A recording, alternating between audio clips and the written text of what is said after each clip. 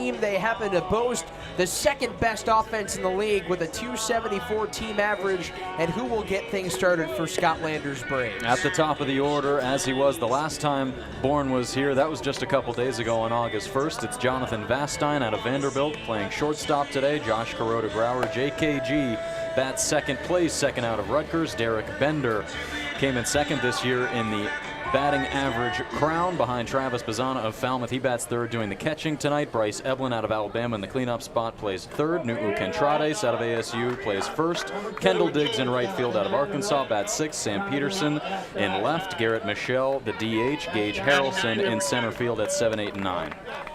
Well, the word playoff gives you feelings of tension, anticipation. And it begins with a fly ball by Jonathan Vastine into center. Brock Wills dives and makes the catch. The newly minted center fielder puts away out number one, and that's how the playoffs begin at Lowell Park. Nice to see Wills settling in and get immediately tested in center field, not somewhere that he started this year. Played a little center field the other night at Falmouth in the season series. Cameron Hill, the BFC White House most outstanding pitcher in the Cape League this year, dials in a strike to Josh Kuroda-Grauer. Of course, talking about Brock Wills, he relieved Trey Younger in that 7-3 loss to Falmouth. Younger exited the game before the fifth inning, then Wills came in. But this is his first start. In left field is Jeffrey Hurd, and in right field is James McCoy. It's 1-2 on Josh Kuroda-Grauer out of Rutgers. Cameron Hill, 3-0, a league best 109 earned run average. Misses downstairs, 2 balls, 2 strikes. The newest recipient of some hardware, Cameron Hill.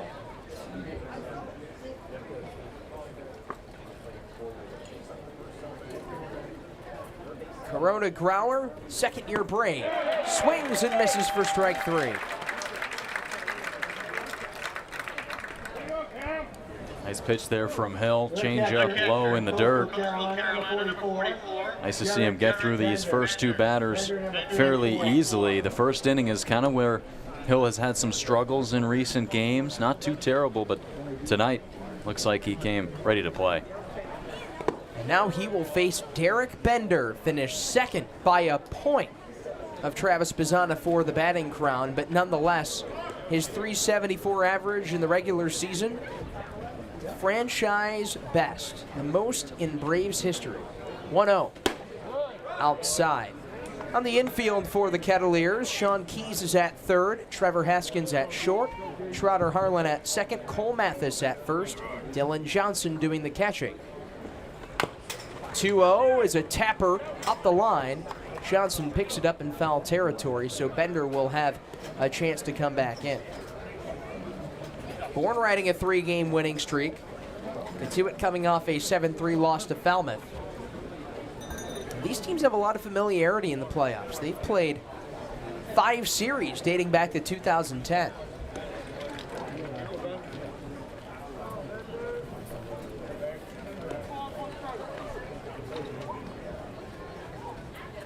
Two and 1 on Bender in game 1 of the playoffs.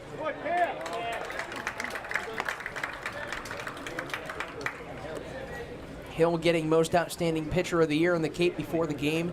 First Cotuit pitcher since John Kelly in 1992. Bender punches it into left. Jeffrey Hurd. Inning over. 1-2-3 first for the Cape League's top arm. Cotuit strolling to the dish for the first time when we come back on the Kettleers Digital Network. It's a brand new season. It's the 2023 Cape Cod Baseball League playoffs. Game 1, round 1 of the West Division playoffs as the Bourne Braves and the Cotuit Kettleers are set to do battle in the first matchup of this West Division first round. Alongside Joe Pratt and Lily Butler, I'm Tyler Danberg, welcoming you into the Kettleers starting 9 on the Cats Digital Network. And Joe, Cotuit winning the President's Trophy, first time since 2012 they had the most points in the league. What stood out to you in the first 44 games of this season? I'll go back to what I said before the first game of the season, defense. They had one of the bottom teams in the league last year in defense, plenty of errors, and I think that kind of got to them when the baseball really became important, and that's when the playoffs started. And they only played one round. That was against Hyannis, 3 games, but I think defense this year, second best in the league. They did such a nice job despite all of the turnover and how many different faces we saw in the field for the Kettleers defensively. That was great, and I just saw a great improvement from last year to this year in defense especially. And of course, these are the top 2 defensive teams in the league. Bourne at number 1 and Cotuit right on their heels at number 2. Lily, your impressions of the regular season? Well, I'm going to touch on something Joe kind of mentioned and something you and I had talked about just before this, and that is the team chemistry that's maintained so well throughout a season of lots of turnover and a very fluid roster. And the guys have just done an outstanding job of maintaining continuity and just playing really well together no matter who's on the lineup that day. Well, you guys have been mentioning turnover. There have been 71 players that have played. Bottom of the first at Lowell Park, Cameron Hill works a 1-2-3 first against the top of the Bourne order. And now comes Cotuit, the top run-scoring team in the league, averaging 6 2/3 runs a game. That's right, and it's going to be the man who has been so consistent as a power bat in this lineup so far this year, Cole Mathis in the leadoff spot, playing first out of the College of Charleston. Sean Keys has played 10 games so far this summer. He's reached an all 10, batting second tonight out of Bucknell, followed by Jeffrey Hurd, 2 for 4 in his season debut the other night at Falmouth. Trevor Haskins bats in the cleanup spot, followed by James McCoy, who plays right field out of Kentucky. Brock Wills, the center fielder, bats 6th. Scott Seeker is the DH tonight out of Mount St. Mary's. Trotter Harlan plays second, bats 8th. And Dylan Johnson rounds things out, doing the catching at 9. They will face Bryce Cunningham, part of that 1-2 punch in the Bourne rotation alongside Tristan Smith. Cunningham, a 2-time Cape League All-Star, facing Cole Mathis. Starts him out with the strikes as the home plate umpire, Ryan DeMary. First base umpire, Chris Scott. Second base umpire, Joe Gravina. And third base umpire, Mike Rabideau. So for the playoffs, there are 4 umpires. Usually during the regular season, there are 3. Cunningham, his 6th start. He's 1-1 with a 2.38 earned run average. He has struck out 25 and has walked 7 out of Vanderbilt. Mathis sends a sky-high pop-up in foul territory, and it's out of play. Third baseman Bryce Evelyn will watch it go. And Mathis, what a power threat. You were just alluding to it, giving the lineup. He has been so crucial in that top half of the Cotuit order.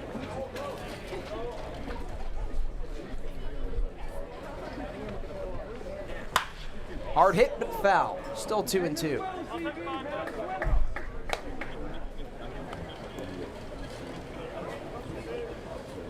Those are the pitches that he's feasted on, too. Inside breaking balls.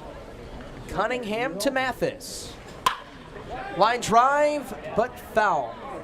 The third base coach, Mike Roberts, talk about right place at the right time. He's usually at third, but he was in left field.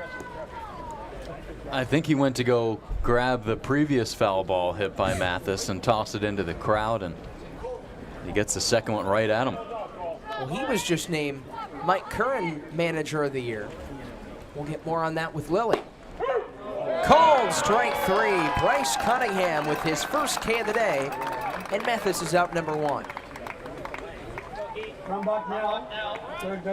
And a nice pitch there. A good start for Cunningham. Just what you need. Scariest hitter in this Cotuit order, and he gets him looking. Let's see how he does against the rest of the 8. Sean Keys follows suit. 15 for 39, 4 homers, 3 doubles, and 17 runs batted in 10 games. The 0-1.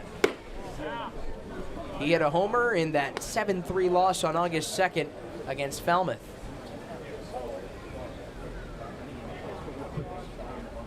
Cunningham, an all-star in the Cape for the 2nd time in his career. Misses low. And he's got some playoff experience as well. In game 1 of the 2nd round last year for Bourne against Hyannis, a no decision in 4 2/3 innings. Chopper off the glove of Contrades. He regathers and gets it over to Cunningham for the second out. And of course, that playoff experience can really help because this is an experience that is far different from the regular season. It just gets a little bit more intense.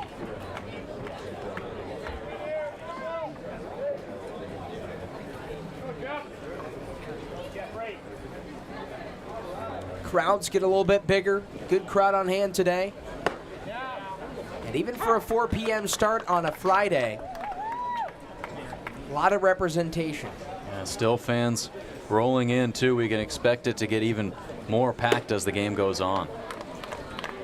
Jeffrey Hurd goes down to the count, 2 strikes. He went 2 for 3 against Falmouth in his debut. Out of Sacramento State, he'll play at Oregon next year. He golfs it into left center, and that's a base hit. His 3rd Cape League knock in his 4th AB.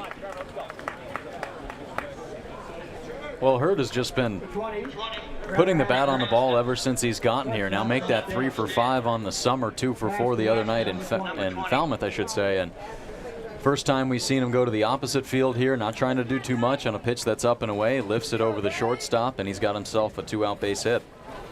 And Trevor Haskins is at the plate. How cool is this?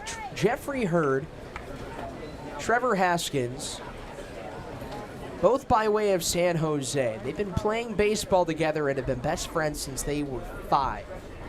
And now they're on the same summer ball team on the other side of the country in the top collegiate baseball league in America.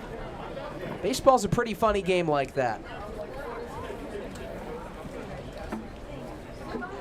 Haskins, who's 16 for 44, swings his misses, strike 2 to Cunningham.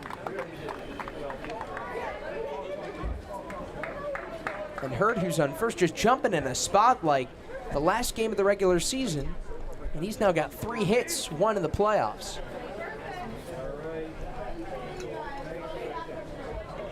Oh, 2. I know it's not often that a guy makes his debut in front of a home crowd in game 1 of the playoffs. But he does so perfectly. I mean, a base hit, he's 1 for 1 in front of the Cotuit faithful. Haskins, who has also reached base in every game he's played, chases the high fastball for strike 3. A pair of strikeouts for Bryce Cunningham, and a ground out of Sean Keys leaves Jeffrey Hurd, who singled, on first. We've played 1 full inning at Lowell Park. No score in Game 1, Round 1 of the playoffs.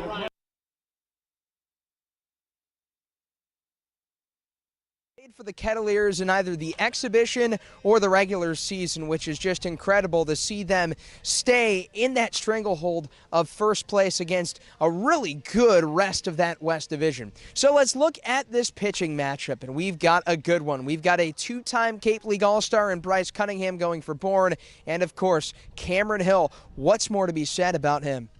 Not more than you can say about him in one sentence. I mean, you can just say so much about what he has meant to this team beginning in the year as a reliever, going back to that first inning that he pitched against his former team, Martha's Vineyard Sharks, 3 up, 3 down, 3 strikeouts. Ever since then, he has been phenomenal for Cotuit across plenty of his starts, transitioning nicely into that starting role, starting in the All-Star game for the West, and now what better time for him to make the start tonight here against Bourne, a team that he hasn't met this year as a starter.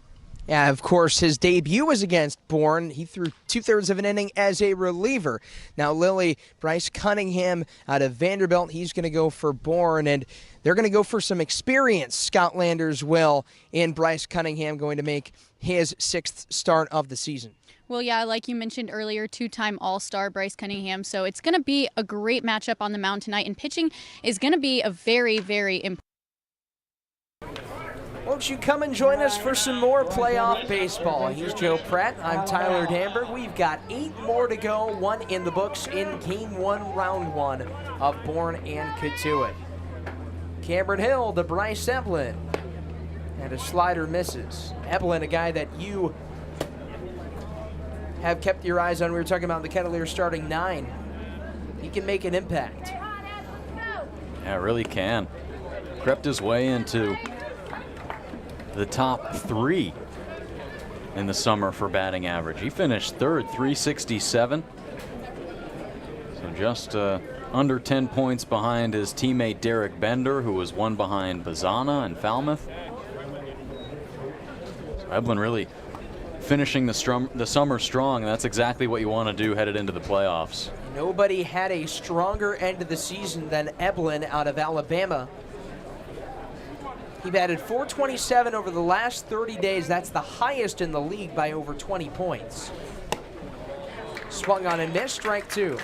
He was the playoffs MVP last year for the reigning champ, Bourne Braves.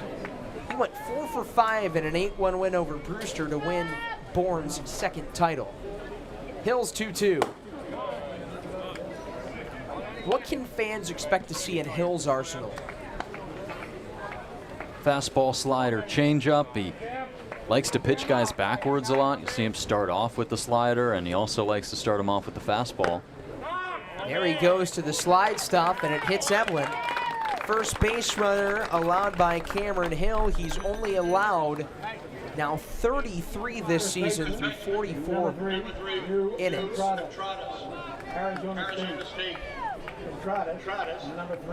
You go back to a couple of his starts this season where he hit a couple batters in the first inning. That first inning was kind of a struggle for him, especially in the last 3 starts, but 3 up, 3 down in the first, but a tough start to the second here. Let's see if he can work his way out of it. Eblin, something to pay attention to at first as well. 7 for 11 in stealing bags this year, something that Bourne has done incredibly well. 109 stolen bases, by far the league lead. New Contrades pulls back on the bunt. He's up 1-0. Contrades 16 for 48 this summer, 3 doubles, 9 ribbies. He's stolen 4 bags as well. That's going to be the norm with a lot of these guys. Scott Landers, the Bourne manager, he likes to run. Hills 1-0.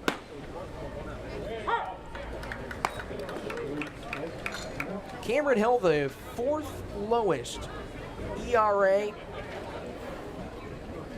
in franchise history during the wood bat era. That dates back to 1985. Tied for the 5th lowest as well in the wood bat era.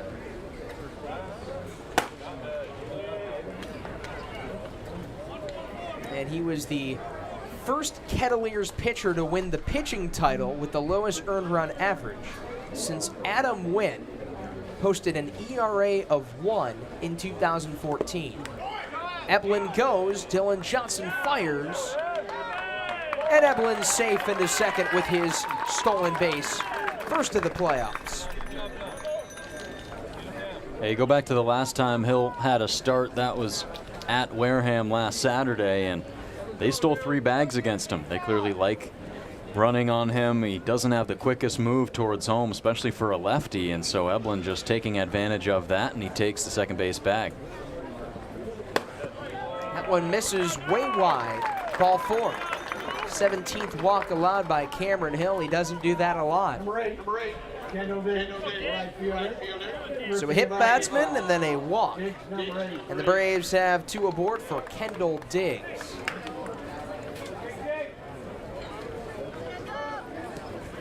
Cameron Hill 3-0, a 109 earned run average, and he held teams to a 143 batting average in the regular season. And his infield and outfield played great defense around him too. 9-2-1 are the Kettleers when Hill pitches. 5-1-1 are the Cats when he starts. Strike 1 to Diggs.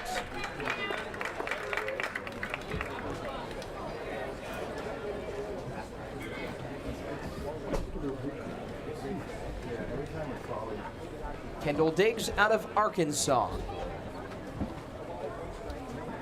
A .423 on base percentage. And a slider outside. So Diggs not hitting safely as much as he does get on base. He's got more walks than hits, but He's reaching base at an impressive clip. Has also made 2 diving catches, one against Cotuit that was on SportsCenter.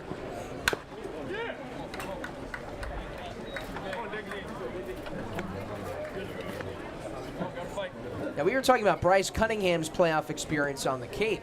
Cameron Hill, this is his first postseason start in the Cape League, but he was the winning pitcher as a reliever in 2 games last year for Martha's Vineyard, and what a season he had.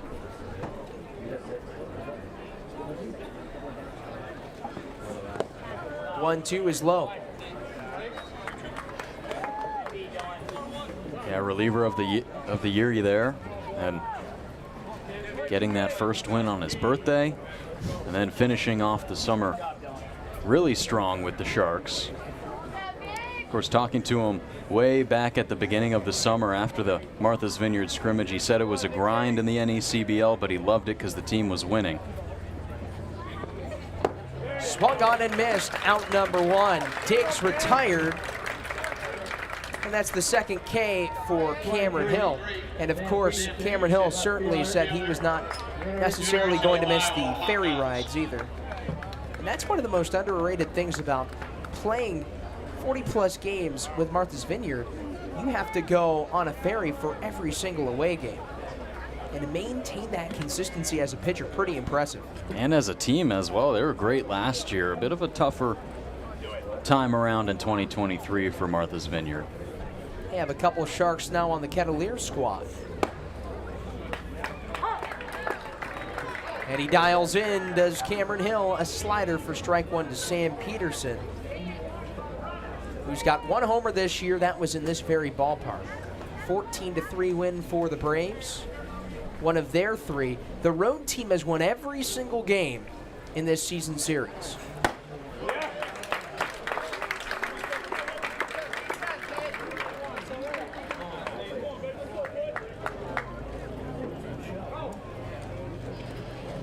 Peterson batting .268, a homer, 2 doubles, 8 ribbies, 15 walks, and 15 stolen bags. A rising junior out of Iowa, facing Cameron Hill. In the dirt, and it's 1-2. Well, of course, this is our first game. You get to see our center field camera. Pretty cool. Yeah, look at that.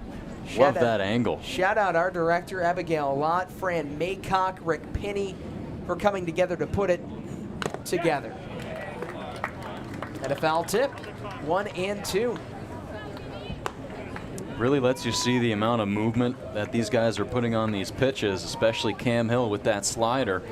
Saw another one there to Peterson, tries to go low and in. Peterson, a nice job to swat it foul at 1-2. He's putting on some defensive swings, no doubt, up there, and let's see if he can stay alive here. Diggs on first, Eblin on second. 1-2, Peterson swings and lines it through the left side of base hit. Around third is Eblin. The throw is cut off, and the Braves strike first in game 1.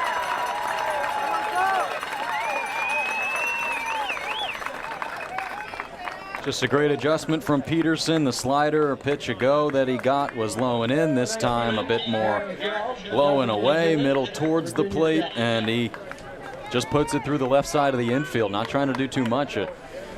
Not a ball that was scalded, just one that's really well placed, and there's really no chance to get Eblin coming around from second. He scores, and they strike first. That is Peterson's 9th ribby. Hill sails one high. A 1-2-3 first, then a hit by pitch, a walk, a strikeout, and an RBI single here in this second. 1-0, Bourne leading. Here's the 1-0 pitch from Cameron Hill. Check swing, and it falls in for a base hit into left field. It kicks from Hurd, it rolls to the wall. 1 runs in, around third, Peterson. He blazes home, and it's a 3-0 Braves advantage. Garrett Michelle comes through.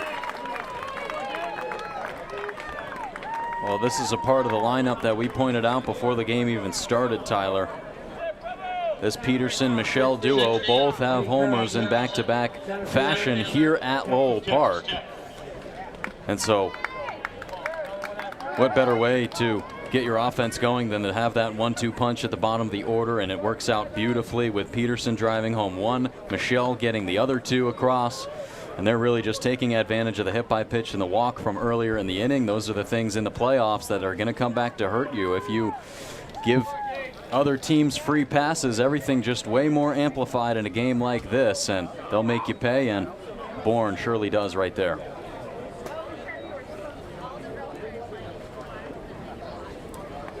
So now Gage Harrelson at the plate. Takes a strike. So Evelyn, Contrades, Peterson have all come home. Garrett, Michelle advancing to second on the error by Jeffrey Hurd in left. This is his first time out in the Lowell Park outfield. Gage Harrelson swings and misses. 0-2. That's a great spot by Cameron Hill. Yeah, need that. Need a good bounce back against Gage Harrelson here. Harrelson, a freshman All-American this year at Texas Tech.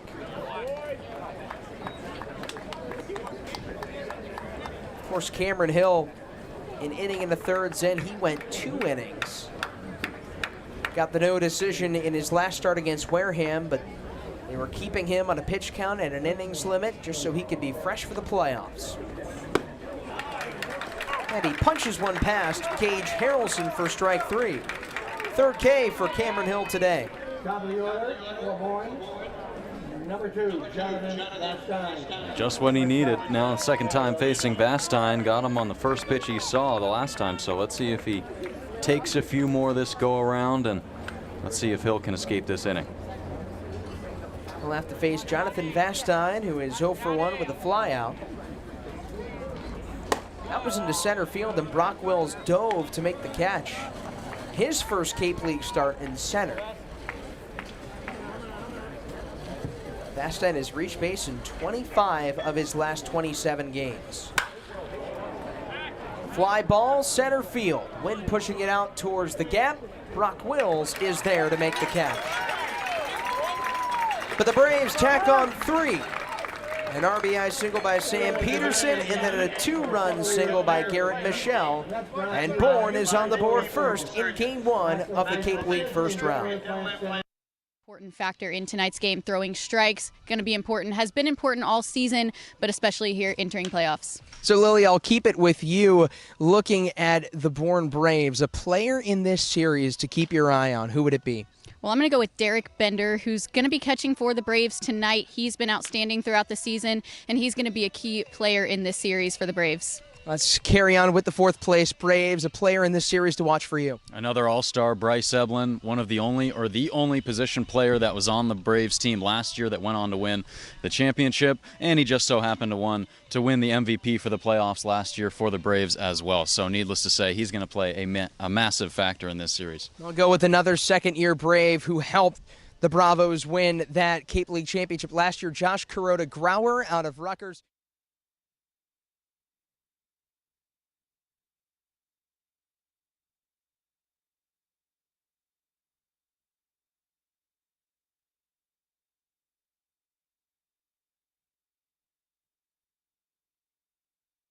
He drove in a run in every single playoff game the Braves played in last year. Now, Joe, back to you. Kettleers, a player in this series against the Braves that you're looking forward to watching. Going with more experience, Trotter Harlan was a part of this team last year when they made that playoff run against Hyannis. He went 3 for 10 in that series, hit the ball pretty well, and in his return, that's been something that 3-0 Bourne leading Cotuit, Game 1, Round 1 of the Cape Cod Baseball League playoffs, and this is the 6th time Cotuit and Bourne are meeting in the postseason since 2010.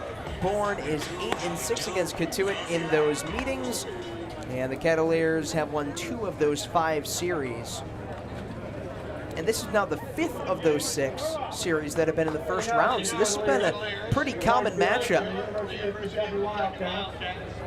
Yeah, this time around 1-4. This is a place that Bourne played really well during the regular season and last season, and they get a really hot start to tonight's contest.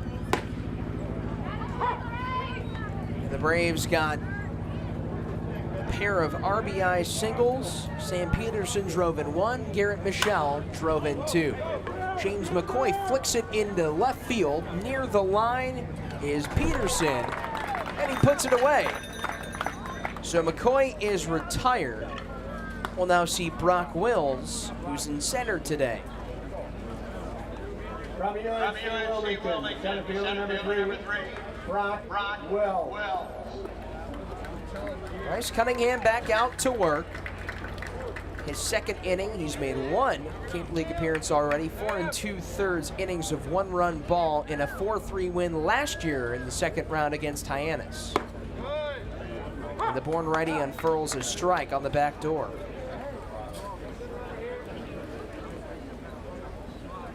This is now his 13th career in the Cape on the mound.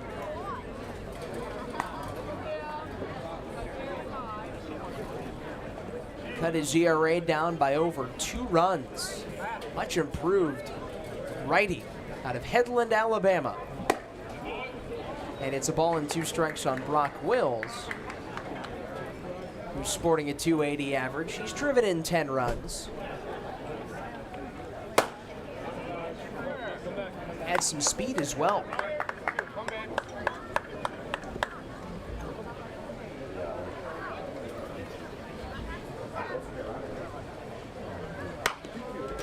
A spinner foul. Keeps the count at 2 balls, 2 strikes. Will's just showing off the versatility. You might not think of it, but he's played almost everywhere on the field. Having to play center for the first time in the playoffs. He reaches and bloops it into left. This one's gonna drop. Brock Wills with a 1-out single. Yeah, just reaches out, gets that one off the end of the bat, and it perfectly nestles past the diving Bryce Eblin. He went full extension going for that one, but was a couple feet short. It just is able to find some grass, and Eblin over at third today. Last time we were here, he played at second. This is a really strong infield for Bourne.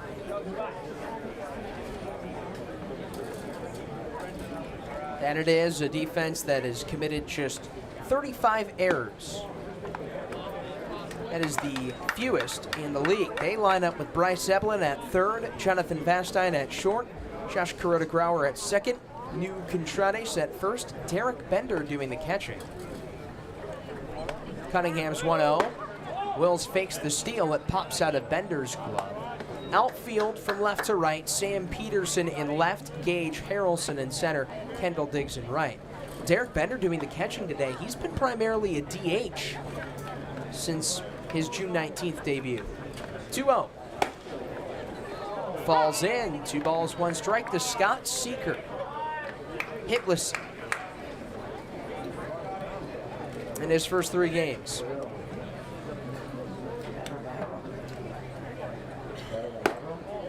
Seeker had a great year with Martha's Vineyard. He won the New England Collegiate Baseball League RBI title with 34. And he's a big power bat, Joe.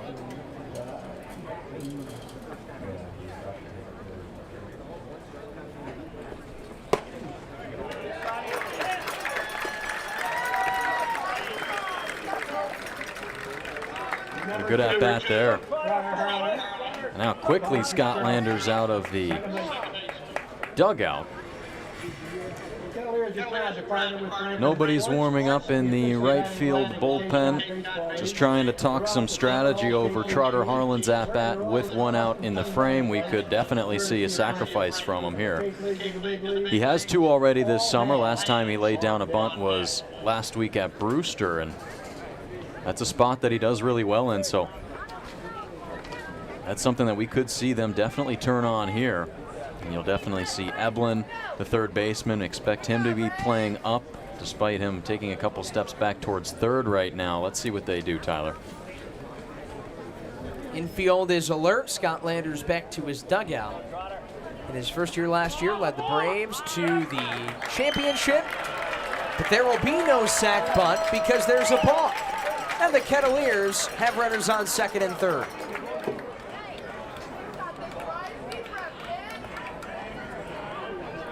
Yeah, well, that works too. One mistake by Cotuit, or a couple in the inning before. Let's see if they can take advantage of one here. Trotter Harlan, another guy with playoff experience on the Cape, dating back to last year.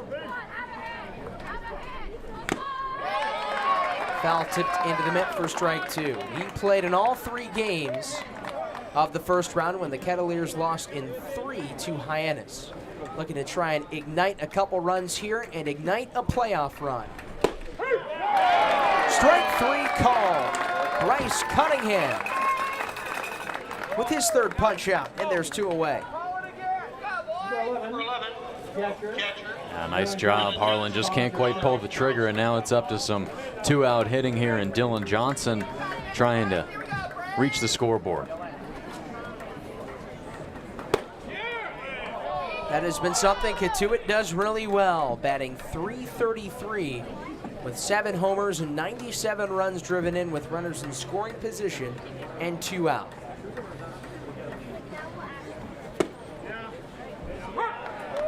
It's 1-1 to Dylan Johnson out of Florence Darlington Tech in Florence, South Carolina. He will play at the College of Charleston next year. He's reached base in 9 of 10 games, has driven in 4 runs. Johnson with a high fly, left center. Peterson barely has to move, and he makes the catch. So the Kettleers put runners on 2nd and 3rd with 1 out, but Bryce Cunningham stands tall. 2 in the books in Game 1 of the Cape League first round. Bourne 3, Cotuit nothing on the Kettleers Digital Network. Been consistent since making his return for his 2nd year, so Trotter Harlan, my player to watch. It's going to be interesting to watch Trotter go out at second base where he will start today. Bullpen is going to be another interesting quality that both these teams have. I'll go with Rob Hughes as my player in this series to watch. A pair of saves this year, 1 before leaving ahead of the draft, then coming back for the Kettleers. He got that save against Brewster earlier this week. Lily, I'll turn it over to you for your player to watch for the Kettleers. I'm going to go with Trevor Haskins, sort of a recent addition to the roster, but he, ever since showing up to Cotuit, has just been doing great defensively and at the plate, and I think he's going to be a very reliable guy at the plate for the Kets this season, or this postseason, and a guy coming from Stanford, so he's got some experience in some of those more stressful baseball situations. And another guy who's been reliable all season long, Cole Mathis, the two-way player to the College of Charleston, joined Lily, and here's what he has to say on the Kettleers starting 9. Alongside first baseman Cole Mathis. Cole, you're a guy that's been here since just about the beginning. Do you feel a sense of leadership heading into the postseason? Maybe not leadership, just maybe like just somebody that the guys look towards, especially since the whole summer it's kind of played everybody, all the players around the league. It's just fun to be here from start to end. So I'm just looking forward to getting this thing finished. And you were just earlier this week given Cotuit's MVP. 2, 3, and 4. Kuroda, Grauer, Bender, and Eblin due up for the Bourne Braves, who are up on the Cotuit Kettleers 3-0 as we go to the top of the 3rd on this 74-degree picturesque evening. Can't ask for much better playoff weather, and you were talking about it before, Joe. Seems like more fans roll in as the game goes on. 0-2.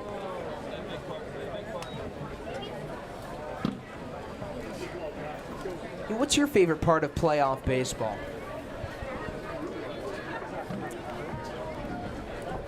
Just knowing that every single game matters. That's something that you can often overlook during the regular season, and not every game has as much gravity as a game like this. But of course, when you look at this playoffs as a whole and you look at it from our perspective or from a player's perspective, it can end very quickly. That it can. It's a best of 3 series, so the first team to win 2 games is the winner. 3 rounds. First round, a second round, which is basically for the West Division crown, and then the championship. Bourne looking to win its 4th, its 3rd of the modern era. Cotuit looking to win its 18th. That is a league high since they were established in 1947. Bourne also won one in 1936. A lot of history for these two organizations. It's 3-2. Here's Cam Hill's pitch. And a little end of the bat jam job foul. It's a good battle here between Cam Hill and Josh Kuroda-Grauer. He struck out his first time up, not going down easy here. Let's see what Hill comes back with the count still full. Kuroda-Grauer, a lifetime 5 for 21 in the playoffs. The payoff. Flip foul. We stay full. Kuroda-Grauer's been a part of the Braves team all season long. He was an invitee to Team USA training camp. Never went. And he goes down swinging here. Cameron Hill throwing the K-ball, and there's one gone in the top half of the third. Yeah, what a way to start the third inning after running into some trouble in the second. You want to settle in nicely. He does just that against Josh Kuroda-Grauer, which then sets it up and makes things a little bit easier when you have to face Derek Bender for the second time.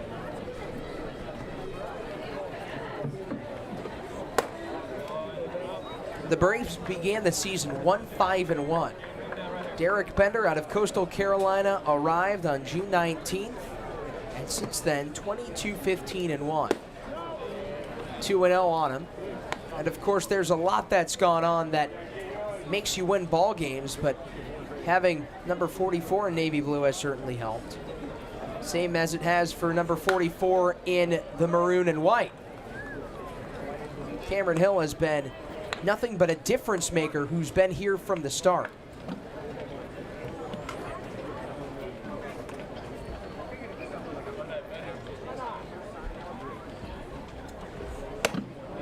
Count now goes to 3 balls, 1 strike. And not necessarily when you look at record as a whole itself as a pitcher. He is 3-0. But across his 11 appearances, Cotuit, they've only lost 2 of those games. And Bender takes a walk. He's now 0 for 1 with a fly out and a base on balls. And of course, that first appearance for Cameron Hill was out of the bullpen, and it was against Bourne. 2/3 scoreless innings for him. Allowed a hit. He did not allow a run in his 4 relief appearances, and that elevated him to a starting role, which he has not relinquished since.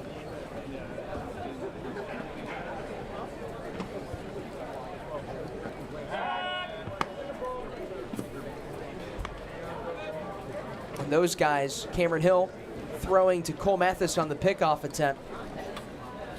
The 2 award winners given to 2 players for Cotuit each year. Cam Hill, the most valuable pitcher. Cole Mathis, most valuable player. And it's 0-1 to Eblin, who got hit by a pitch to start off that 3-run second.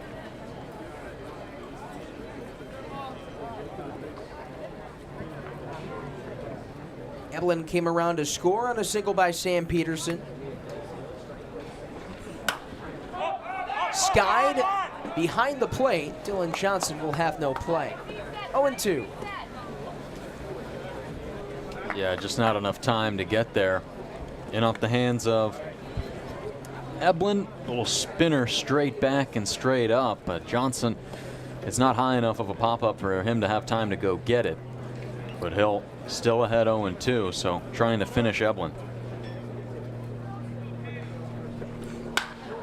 Eblin muscles it down the right field line, and that'll roll to the wall. Bender hustling around third. He's going to try to score. He slips around third. He'll go back to third. A double for Bryce Eblin.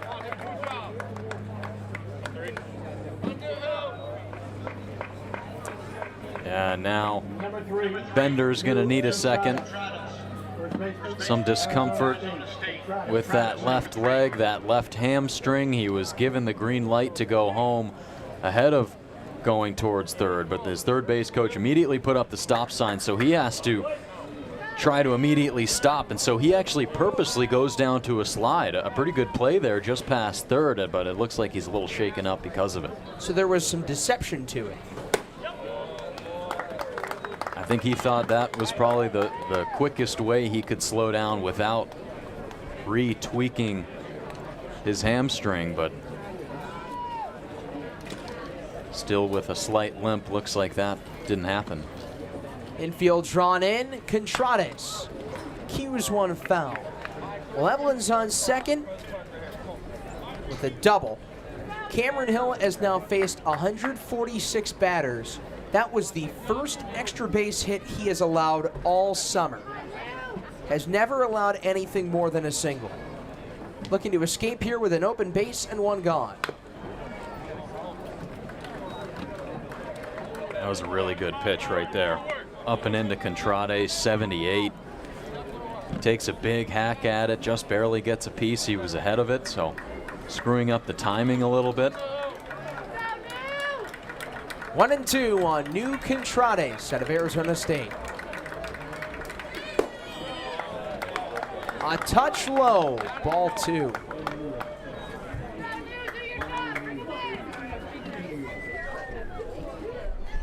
Evelyn on second, he doubled. Bender on third, he walked. Contrades walked and scored his first time up in the second. Facing Cameron Hill, the most outstanding pitcher this summer. 2-2. Crunched foul. Hill letting out some frustration with that fastball. He wanted that changeup at 1-2 to be called strike 3 on the lower half to Contrades, but he laid off. Looks like Mike Roberts may have thought that could have been strike 3 on a couple pitches before, so he lets out a big grunt as he releases that fastball at 94. You'd like for him to come back with another high heater. Swung on and missed. On 2-2, Hill instead goes to the change, pulls the string. First strikeout, number 5. Well, what a pitch that was right there, and what a pitch call by Dylan Johnson behind the dish. Low and away on the changeup.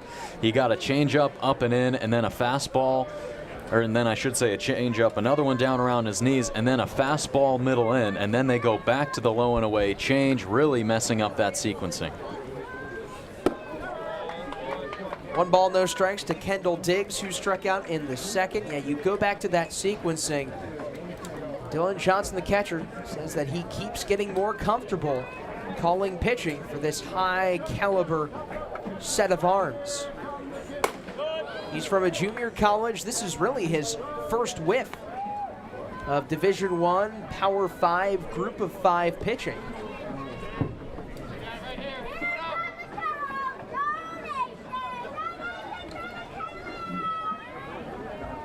(3-0) Bourne. They had 2 on with 1 out. Cameron Hill getting the strikeout of new Contrades. That has to be a big confidence boost, especially not getting that strike 3 call.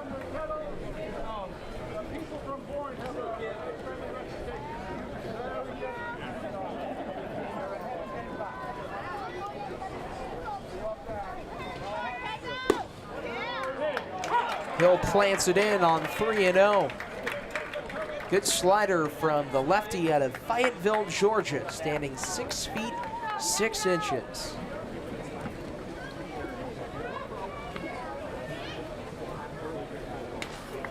Diggs has reached base in 20 of his last 21. And he takes ball 4. So make that 21 of his last 22, despite coming into this game batting just .214. 3-1, taking all the way there with 2 outs in the inning. You don't have to swing at anything. He's got a base open too, so Hill's trying to just get a swing and miss there, possibly dot something low and away. Doesn't want to give anything over the heart of the plate, and so an easy take there for Diggs. They load him up, but you're still just looking for that out number 3. 68th pitch coming from Hill, and it's watched for ball 1 by Sam Peterson, who brought home the game's first run in the second on an RBI single. Bourne proceeded to score 2 more on a single by Garrett Michelle and an error by the left fielder Jeffrey Hurd.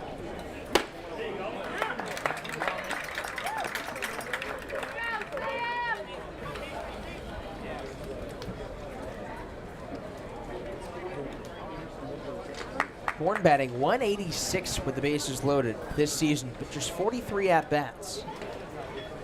1-1. Johnson hangs on, strike 2.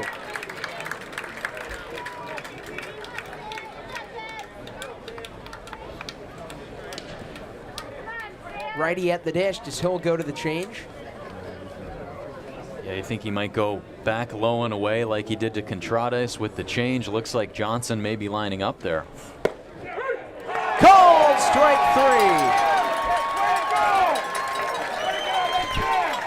Cameron Hill leaves the bases loaded, and he is riled up. There's a saying, fans, if you cannot win it unless you're in it. Get your 50-50 We stay 3-0 Bourne, and now we'll send it down to our sideline reporter, Lily Butler. Thanks, guys. Cotuit Cam Hill finishes his 3rd inning of work after being given the new league title of BFC White House Most Outstanding Pitcher. Hill can just add that one to the list, as earlier this week he was given the title of Cotuit and Most Valuable Pitcher. And this is an award I spoke with Cam about earlier just before tonight's game. He said it's a very meaningful one, as it means his teammates really believe in him and what he can do on the mound. Exciting to see Cam Hill being recognized for his hard work with the Kettleers and now with the league after an outstanding season with Cotuit. Back to you guys. Thanks, Lily. And with the bases loaded there, Hill stood tall. That was his 71st pitch through 3 innings, and he gets his 6th strikeout. And he's a guy that likes to pitch with a lot of emotion. But I don't think in his 12 appearances and 8 starts now, we have seen him as fired up as he was coming off the rubber. And you just saw his entire team and the entire crowd jump on his back after that strike 3 call. He goes with the heater down at the knees of Peterson. He got the called strike 3, and that is a huge strikeout there. Let's hope the top of the order coming up in this inning, leading off with Mathis, Keys, and Hurd, can take some of that momentum, channel some of that hype that the team had after that strikeout from Hill, and try to put some things together offensively here. Hill's 6th K kind of like an electric shock on this capacity crowd at Lowell Park. And now on to Bryce Cunningham, who has only allowed just 3 base runners in his first 2 innings. And in his first true test on the road. That's right. I mean, you go back to his year at Vanderbilt, he made 2 starts on the road, giving up over 10 earned in each of those and just over 5 innings pitched. And this is his first time pitching on the road in the summer for Bourne. So every single one of his 5 previous starts before this one came at Doran Park. And he's pitching amidst a ruckus crowd at Lowell Park. Cole Mathis, with the strikeout in the first, is now up in the count 2-0. Cunningham has allowed a single to Jeffrey Hurd, single to Brock Wills, and a walk to Scott Seeker. He had runners on 2nd and 3rd in the 2nd inning, but then he struck out Trotter Harlan and got Dylan Johnson to fly out to end the inning. Cole Mathis, 11 homers this year, and 42 runs batted in. Has the count 3-1 on him. He was the first to get to 42 ribbies since Cullen Moran of Bourne in 2012. And he's going to take a free ride here. Leadoff base runner for the Cats. Yeah, good AB there. And a good start to this 3rd inning. They got a base runner. Now it's up to Sean Keys. We'll see how they pitch him. Keys has been a solid power bat. He's been able to reach base in all 10 of his first 10 games. The only game that he hasn't had a hit recorded in. He walked 3 times. That was in the game at Wareham on Saturday night. So Keys, just by any means possible, been finding a way to make a difference offensively. And he's hit Bourne pitching well. 4 for 7, a homer, and 2 runs batted in 2 games versus the Bravos. You see Cunningham targeting him low and away. If you throw him something in the oven, Sean Keys can cook at any moment. Mathis is on first. The 1-0 serve. Keys launches one, right center, digs is over, and he catches a towering fly ball for out number 1. It's a pitch that he just gets under. He puts a good swing on it. It goes a long way towards right center field, but he just missed it. A nice job by Kendall Diggs to settle under it, as the flag in center field is blowing straight away towards the trees, so they'll definitely be dealing with some twisting fly balls, and unfazed that time was Kendall Diggs. Plays a good right field, does Diggs. Jeffrey Hurd up 1-0. Winds gusting at about 10 to 15 miles per hour. Cotuit with 44 home runs in the regular season. That is the most since Chatham hit 42 in 2018. Bourne, though, just 15 bombs this summer. Just doing things by way of the single, double, and triple.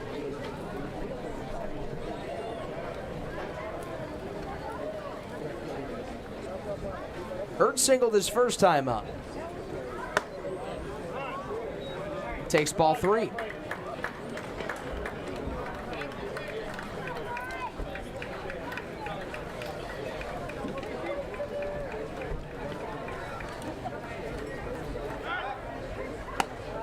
You go back to Cunningham, too, pitching solely in Nashville at Vanderbilt. It's got to be tough doing anything on the road because he didn't have to go to any of those incredible environments at other SEC schools. But he's kind of getting a sliver of what that might be like when the entire Cape League community is out watching this game.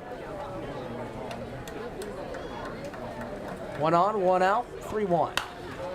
Hurd pops it foul.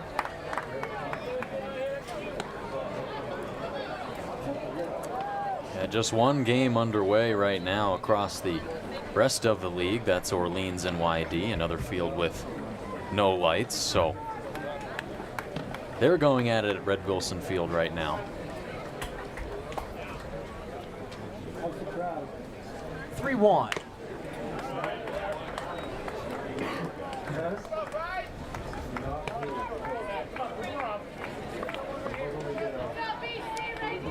This is one of those two YD you mentioned. They're trailing Brewster 6-1 in the bottom of the third, and then 2 more on the docket: Falmouth and Hyannis, Harwich and Orleans.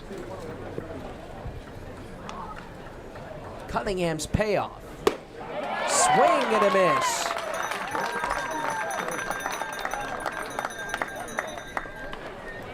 Number 20, Trevor Haskins, the shortstop. 4th K for Cunningham. Haskins, number 20.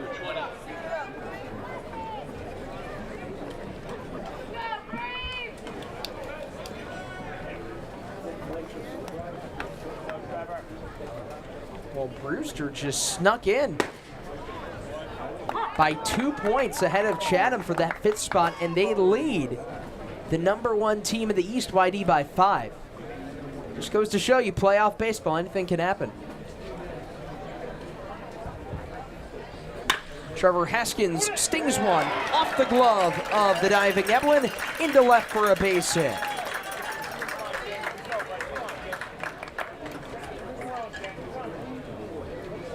Yeah, a hot shot there from Haskins. Eblin trying to put a stab into it. He gets some leather on it, but it's blows past into left field. Really hard hit ball by Haskins keeps the inning going. And now let's see what James McCoy can do with runners on first and second and 2 gone. Similar situation to an inning ago when Bryce Cunningham left the pair in scoring position. McCoy takes ball 1. He leads the team with a .427 on base percentage, meaning he reaches base in over 42% of his at-bats, which is a great clip. He's got a homer, 7 doubles, 12 driven in. McCoy flies one deep center field. It'll hang up for Harrelson. Who's got it? Bryce Cunningham, through 3 innings, has stranded 5, and he keeps the Kettleers scoreless. 3-0 Bourne as we maneuver to the top of the 4th on the Kettleers Digital Network.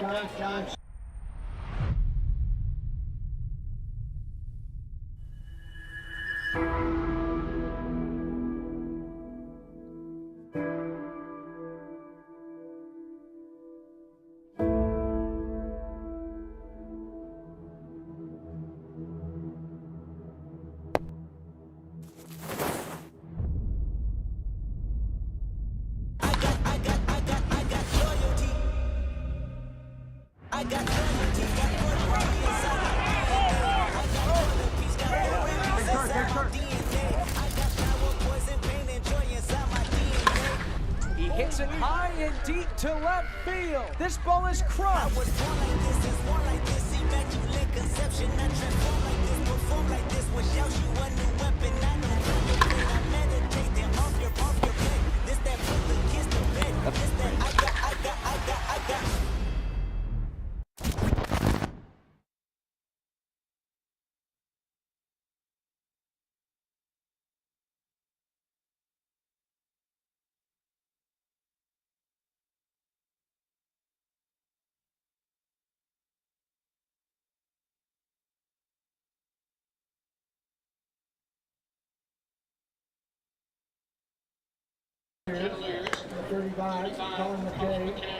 Colin McKay is the new pitcher for the Kettleers, ending Cameron Hill's 8th start, which is a team high. Hill finished the game throwing 73 pitches.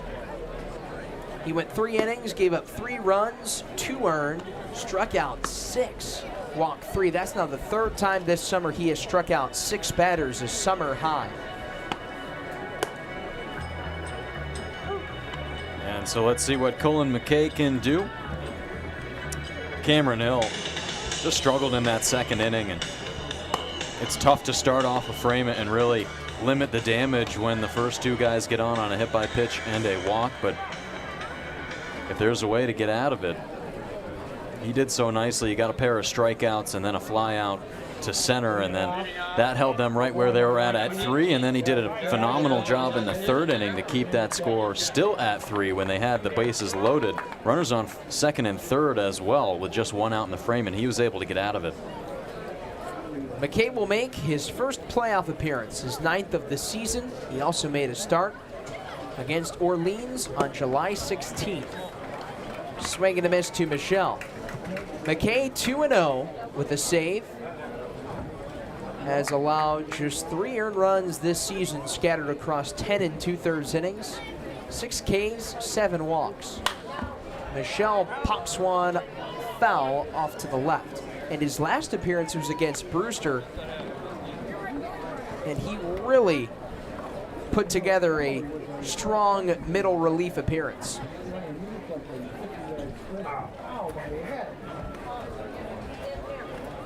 Michelle with an RBI single, advanced to 2nd on an error by Jeffrey Hurd.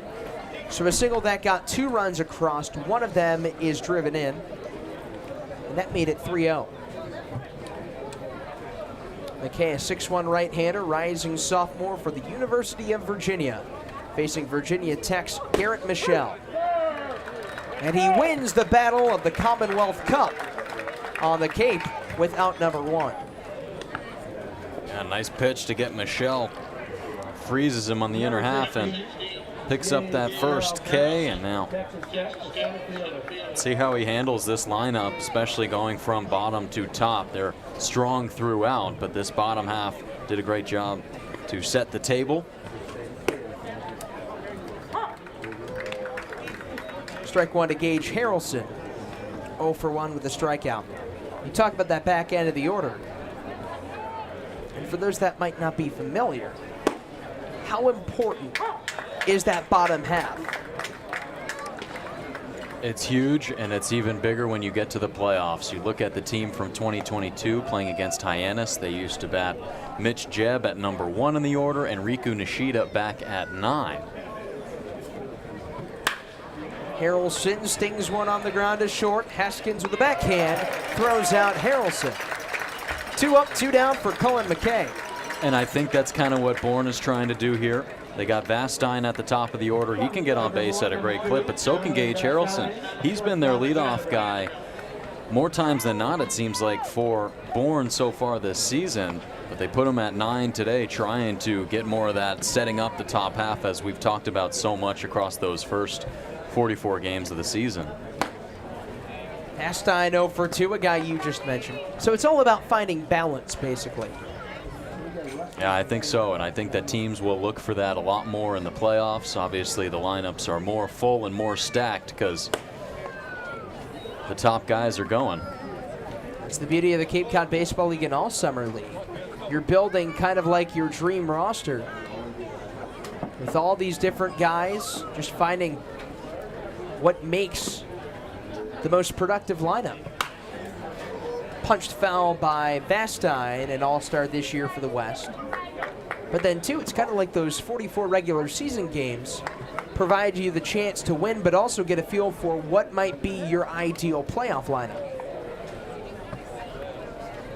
McKay's 2-1.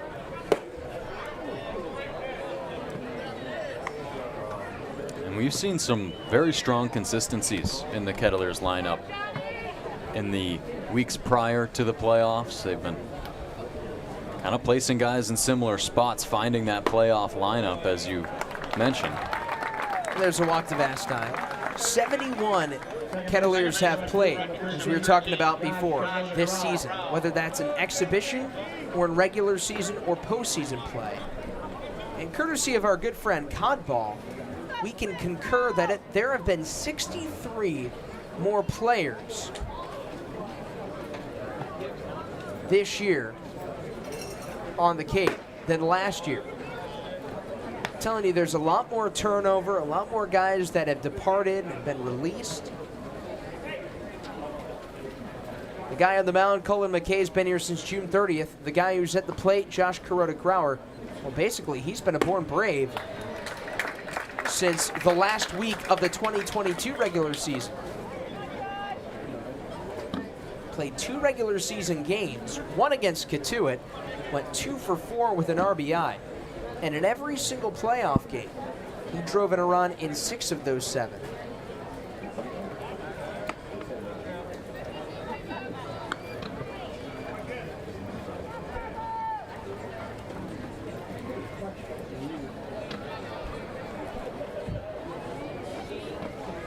Bourne has been held scoreless the last 2 innings. They had the bases loaded in the 3rd, but Cameron Hill struck out the side.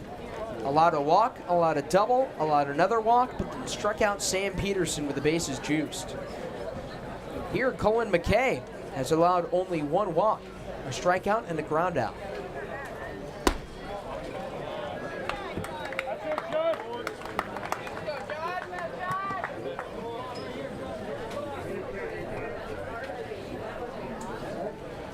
Bourne offense has scored already 3 runs today. They are averaging 5 over their last 10. And Kuroda-Grauer gets a hold of this one, and it's not coming back. Josh Kuroda-Grauer, a 2-run shot. 5-0 Bourne.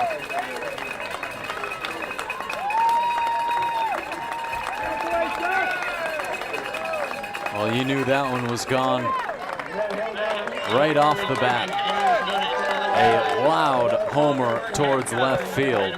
You can see the bullpen arms for Cotuit all leaning up against that fence. There's about a 10 to 12 foot gap in between the left field fence and the fence of the bullpen, and he puts it over everybody standing just on that fence in left field. And immediately after that home run was hit, you saw Jacob Schaefer, the tall right-hander for Cotuit, start to warm up, get loose, do some shuffles down, up and down the 60-foot 6-inch mound, and the bullpen out there in left. But what a blast by Josh Kuroda-Grauer with 2 outs in the inning. A great at-bat by Jonathan Vastine to work the walk, and that perfectly led into that home run.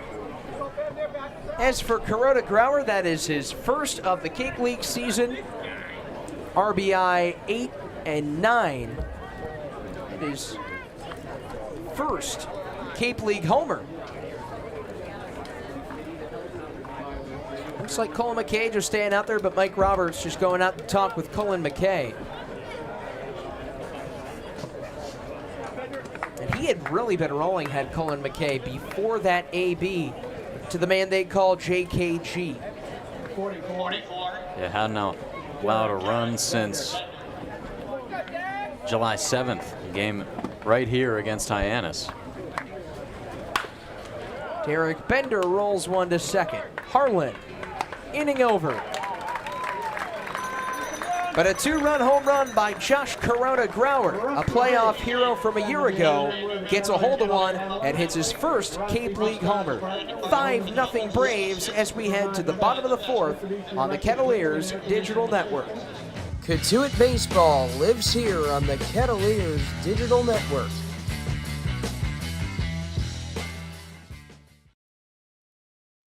Cape Cod Coffee is a proud sponsor of the Kettleers. They offer breakfast and lunch, as well as indoor and outdoor dining. Check out Cape Cod Coffee at their 3 locations on Route 130, at Mashpee Commons, at Wareham Commons, or on their website at capecodcoffee.com.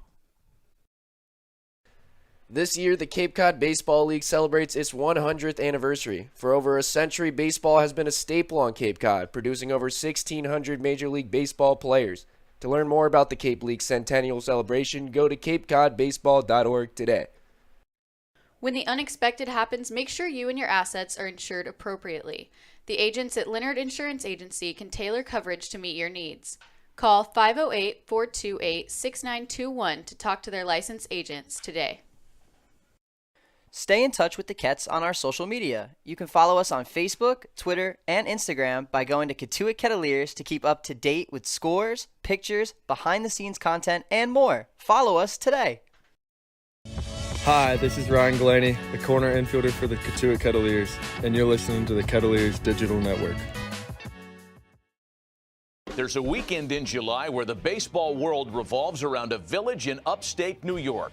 Baseball Hall of Fame induction weekend in Cooperstown is an unforgettable experience filled with family-friendly activities and priceless moments.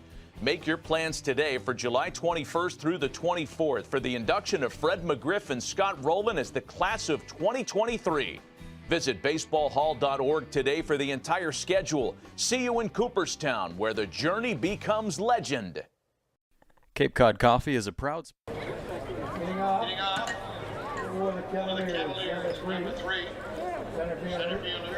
5-0 Bourne leading Cotuit. Game 1 of the Cape Cod Baseball League, first round of the playoffs in the 100th year of baseball on the Cape. Of course, that extends beyond 1923 when the first 4 teams were founded. Hyannis, Falmouth, Chatham, and Osterville. Brock Wills flies one foul. A lot of history on baseball on the Cape, and there have been a lot of media covering, Associated Press, MLB Network. Just giving a lot of love to the league as we enter the playoffs. And Scott Landers was interviewed by MLB Network, the Bourne manager, just talking about the league. All these guys that come here, they want to play here. And of course, they want to play in the playoffs too, and these rosters getting the chance to do so. 1-2 on Wills. Ground ball to second. Kuroda Grauer on a pick. Darts it to first. And Wills is retired. He's now 1 for 2. 25, Scott Seeker, the designated hitter for Mount St. Mary. And how about Bryce Cunningham? He's had runners in scoring position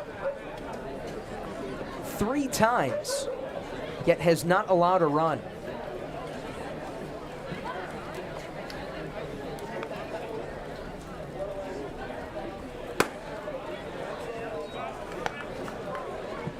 Just been hitting his spots, locating well low in the zone, hasn't been missing up high at anything, and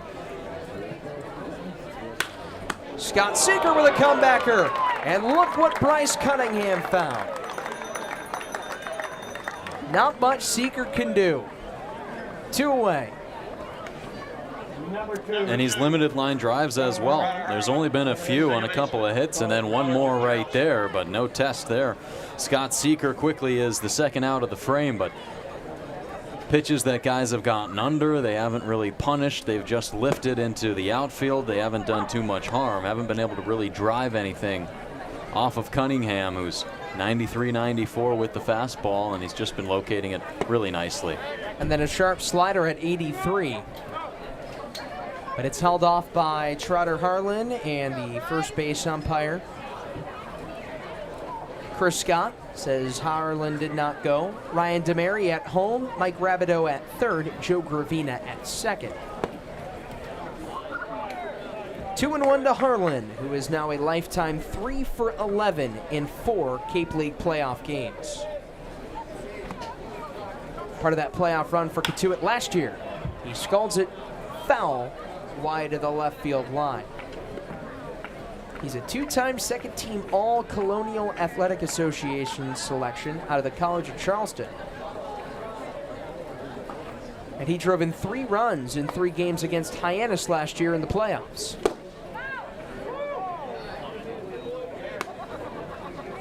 That was an electric postseason last year. You were here for that one, partner. Game 2 win here at home. On the road at Hyannis. The Harbor Hawks won in 3. Yeah, they did. They got off to a really hot start. That was the key. On 3 and 2, Harlan bounces it through the middle and into center.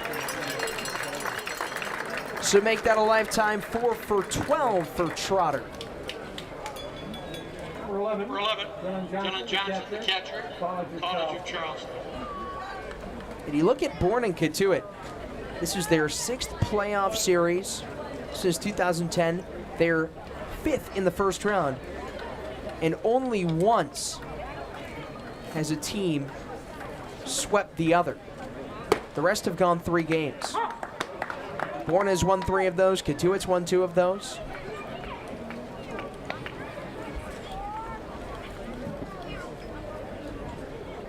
Oh, 1 on Dylan Johnson. And Bryce Cunningham through 3 2/3 has the count even. He's been able to strand 5 Kettleers on base so far. Let's see if Johnson can pick up Harlan. College of Charleston Cougar versus trying to help the case of another College of Charleston Cougar. Dylan Johnson will go there next year.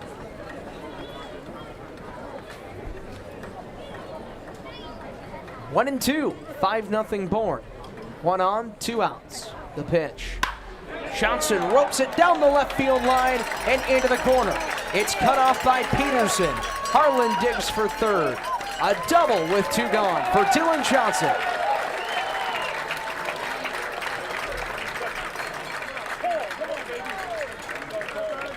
Up in the zone, turns on it, right over Evelyn at third. Scorched down the left field line, but a beautiful job by Sam Peterson to cut it off before it gets all the way to the fence. A big reason as to why Harlan stops at third, but now a big opportunity here. And this is exactly what you look for. Trotter, Harlan, Dylan Johnson, they're at 8 and 9 for a reason. They want to be as strong at 8 and 9 as they can be at 1 and 2. That's something that Mike Roberts wants, and now Mathis trying to show him exactly why.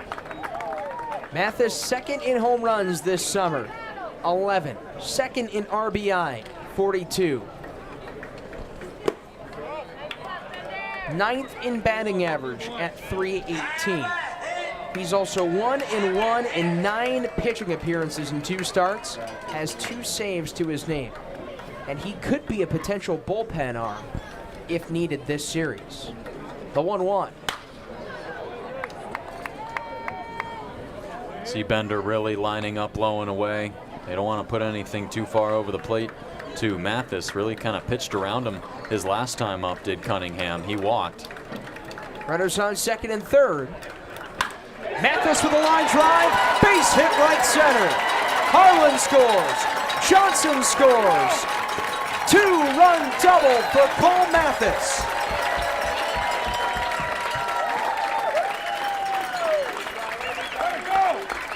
What better way to get the offense started today? Cole Mathis line drive into the opposite field gap. That scores both of them easily. It's a fastball right at belt height, maybe a little bit more above and outside. He was being pitched low and away.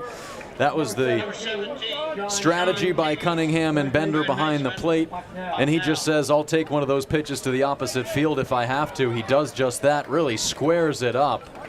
And they're on the board 5-2. Brand new ball game. 5-2 Bourne.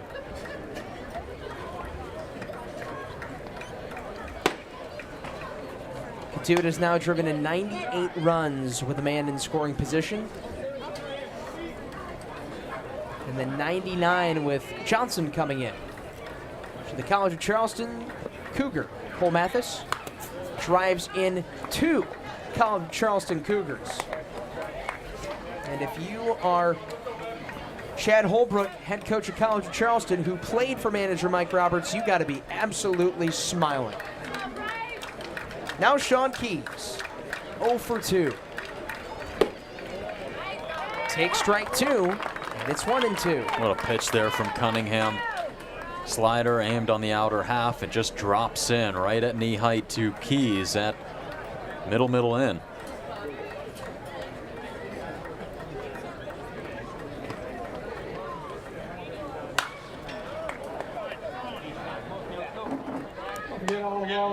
Keys clearly been seeing it well. He's been spoiling a lot of foul balls out of play. He's been just getting under it. Been aggressive at the plate. Just being a pest for hitters, in addition, a power threat. There's a long drive here down the right field line. Diggs is over, but it's foul. So Mathis goes back to second. He drove in 2 with an RBI double.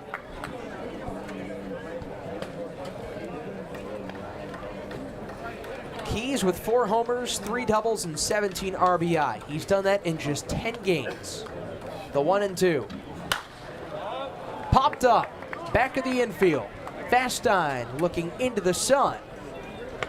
Makes the grab, falling to his left. But Cole Mathis with 2 outs and runners on second and third. Schultz a 2-run 2-bagger. And the Cats are on the board in game 1 of the playoffs. 5-2 Bourne leading as we head to the 5th on the Cats Digital Network. Sponsor of the Kettleers. They offer breakfast and lunch as well as indoor and outdoor dining. Check out Cape Cod Coffee at their 3 locations on Route 130, at Mashpee Commons, at Wareham Commons, or on their website at capecodcoffee.com.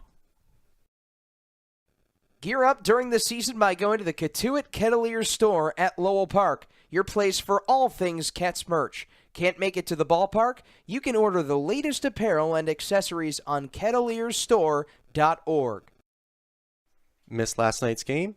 Catch up on everything that happened with daily recaps and sidebar stories from Shane Patagna and Jimmy Middleton by visiting cotuitkettleers.org/blog. Stay in touch with the Cats on our social media.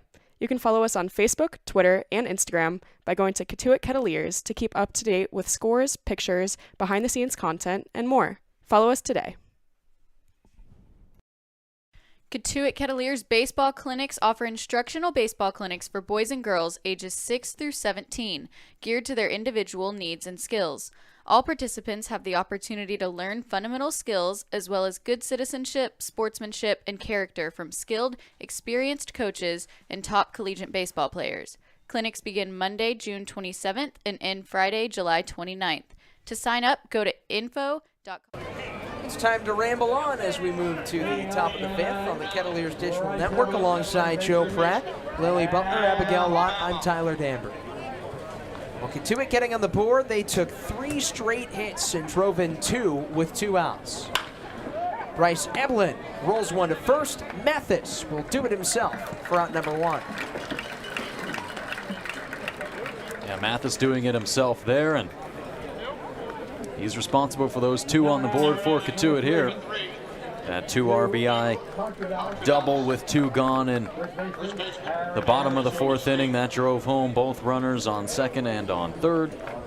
Really got them on the board, just what they needed from their top dog in Cole Mathis. Bouncing ball behind second. Long throw, Harlan. In time to get new Contratics. That College of Charleston connection just continues to ignite. This is an important 3rd out right here. You want to keep the momentum in your hands. You saw in the last inning 2 quick outs for Colin McKay in the top of the 4th, but then a 2-out walk to Jonathan Vastine to set up the homer from Josh Kuroda-Grauer. They need a 3-up, 3-down inning desperately here. And Colin McKay dials in a changeup at 85 for strike 1 to Kendall Diggs. That was Kuroda-Grauer's first homer on the Cape in 2 years. A big blast. Diggs stings one to second. Backhand Harlan. Throw across his body. In time. Trotter Harlan dazzling at second. A 1-2-3 fifth inning for Cotuit. 5-2 Bourne still leading, and when we go into the bottom of the fifth, Joe Pratt will take us home for the play-by-play in game number 1. Baseballcamps.com/CK. You're listening to Kettleers Baseball on the Kettleers Radio Network. Tune into all of our road broadcasts by downloading the Mixlr app and by searching up Cotuit Kettleers. Cotuit Baseball lives here on the Kettleers Digital Network.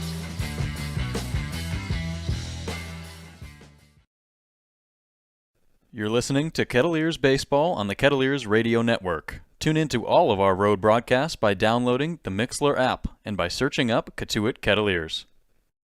Stay in touch with the Kets on our social media. You can follow us on Facebook, Twitter, and Instagram by going to Cotuit Kettleers to keep up to date with scores, pictures, behind-the-scenes content, and more. Follow us today. When the unexpected happens, make sure you and your assets are insured appropriately. The agents at Leonard Insurance Agency can tailor coverage to meet your needs. Call 508-428-6921 to talk to their licensed agents today. This year, the Cape Cod Baseball League celebrates its 100th anniversary. For over a century, baseball has been a staple on Cape Cod, producing over 1,600 Major League Baseball players. To learn more about the Cape League Centennial Celebration, go to capecodbaseball.org today. Gear up during the season by going to the Cotuit Kettleers store at Lowell Park, your place for all things Cats merch. Can't make it to the ballpark? You can order the latest apparel and accessories on kettleersstore.org. Missed last night's game? Catch up on everything that happened with daily recaps and sidebar stories from Shane Patagna and Jimmy Middleton by visiting cotuitkettleers.org/blog. There's a weekend in July where the baseball world revolves around a village in upstate New York. Baseball Hall of Fame induction weekend in Cooperstown is an unforgettable experience filled with family-friendly activities and priceless moments. Make your plan.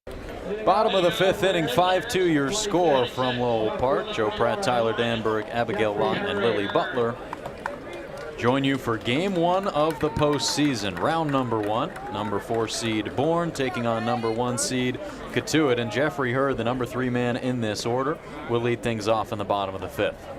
Bryce Cunningham ready, and he starts off his fifth inning of work with a ball outside on the changeup to Hurd, who is 1 for 2, singled in the first inning, first hit of the game for the Kettleers, but he was left right there. Struck out his next time up. He lifts this one over Vastine into left field for a base hit. Hurd rounds first. He's trying to stretch this to a double. The throw, it's not in time.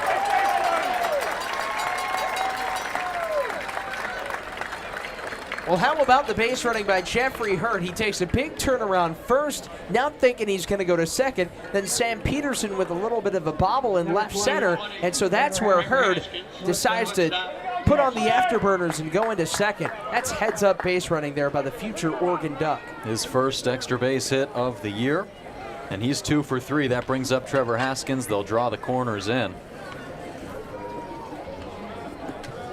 Hurd with a newly dirty jersey standing at second. Cunningham working with another runner in scoring position. The Kettleers have left 4 in scoring position so far today across 4 innings. They capitalize with guys in scoring position for the first time in last inning. Cole Mathis' 2 RBI double. And that's where we're at right now, 5-2. Cunningham's 0-1 offering is on the outside, 0-2 to Haskins. Lefty warming in the Bourne bullpen. You might think they would want to bring in a lefty against the bottom half of this order, which is lefty strong. 1-2 now to Haskins, 93 that time on the fastball. Cunningham showing no signs of slowing down right now, still close to the mid-90s with the fast stuff. Let's see what he comes back to at 1-2 to Trevor Haskins. It's inside, 91, 2-2. Well, you look at Cunningham and his 2 years on the Cape. This is a league where pitchers usually don't go 5-6 innings in starts, but Cunningham has had 3 quality starts, meaning he's gone 6 innings plus 3 runs or fewer. 2-2. Stung but foul sharply down the right field line. So not only has Cunningham shown that he can go far into games, but he can go efficiently far into games.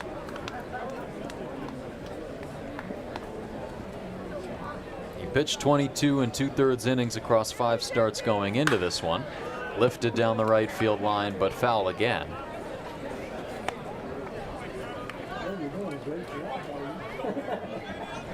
Four of those starts being against the East Division.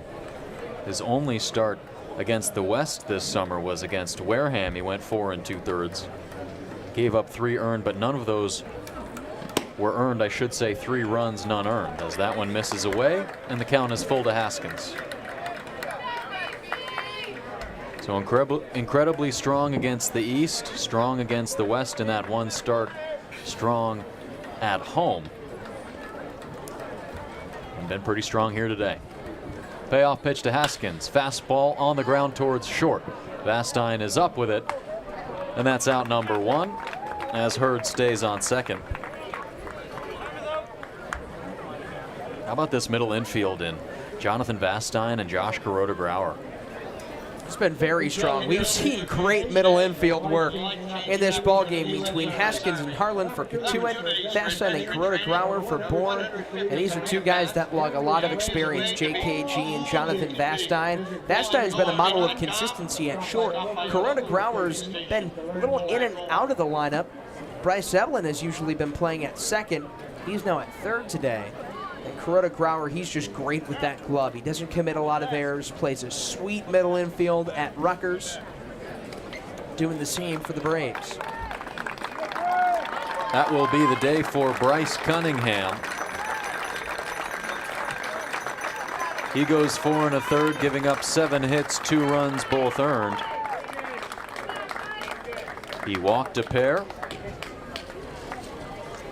And that'll make way for a new left-hander to enter the game for the Bourne Braves.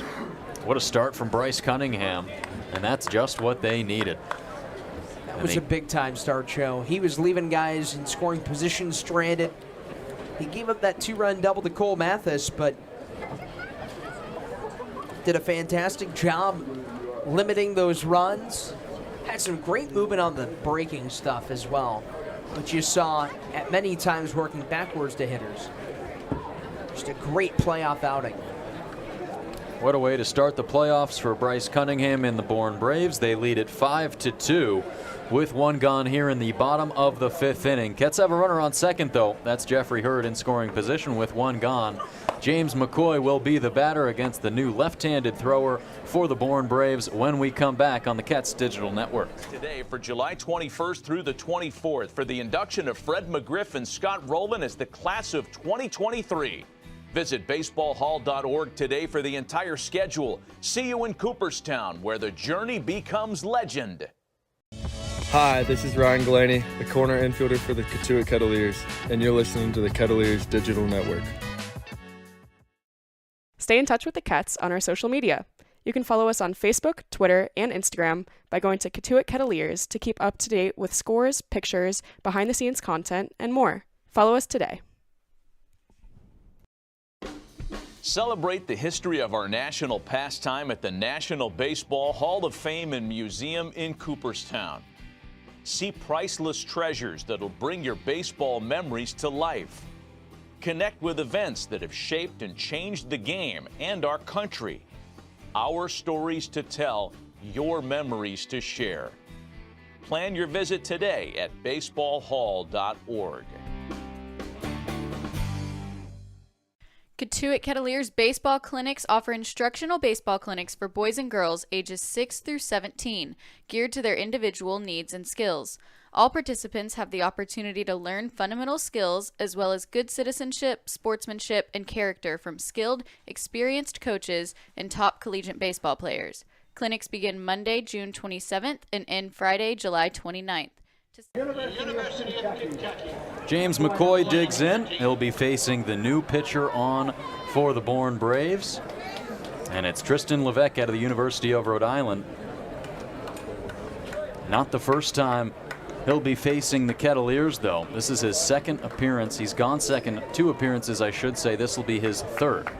He's facing James McCoy, who's 0 for 2. First time batting from the right side today for the switch hitter. Levesque is ready.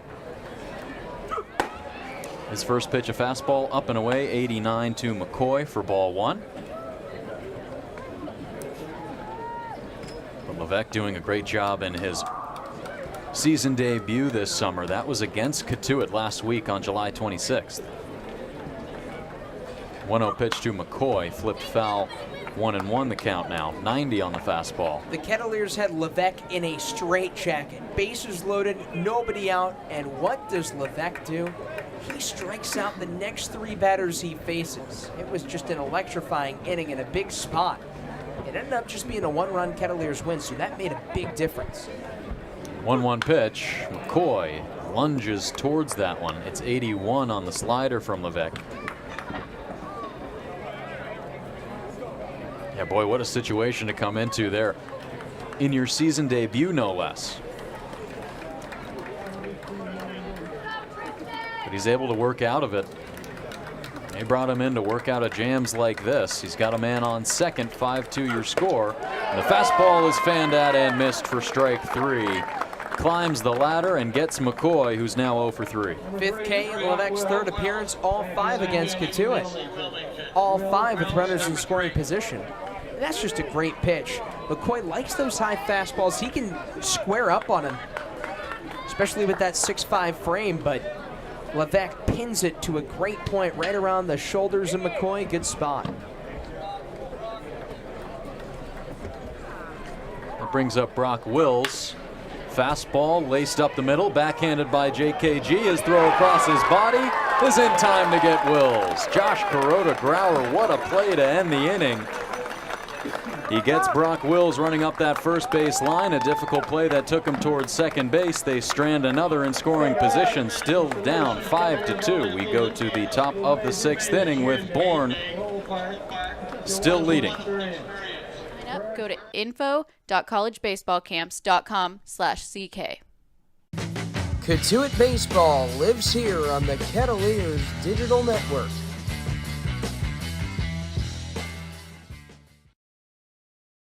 Cape Cod Coffee is a proud sponsor of the Kettleers. They offer breakfast and lunch as well as indoor and outdoor dining. Check out Cape Cod Coffee at their 3 locations on Route 130, at Mashpee Commons, at Wareham Commons, or on their website at capecodcoffee.com. Stay in touch with the Kets on our social media. You can follow us on Facebook, Twitter, and Instagram by going to Cotuit Kettleers to keep up to date with scores, pictures, behind-the-scenes content, and more. Follow us today. When the unexpected happens, make sure you and your assets are insured appropriately. The agents at Leonard Insurance Agency can tailor coverage to meet your needs. Call 508-428-6921 to talk to their licensed agents today. Missed last night's game? Catch up on everything that happened with daily recaps and sidebar stories from Shane Patagna and Jimmy Middleton by visiting cotuitkettleers.org/blog. Celebrate the history of our national pastime at the National Baseball Hall of Fame and Museum in Cooperstown.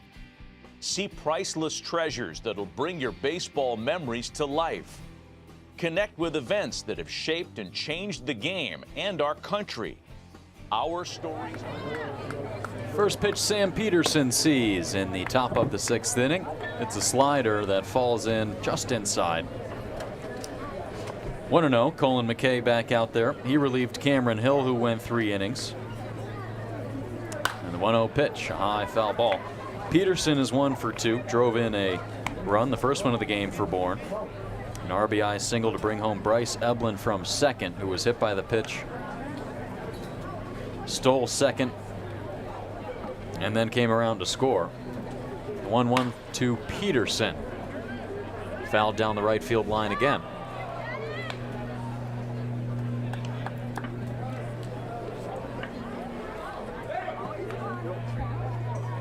But Peterson in this bottom third of the order, that's really tough. A guy who can really put the bat on the ball. Work counts all the way up. 1-2, he's behind here, but it's 2-2.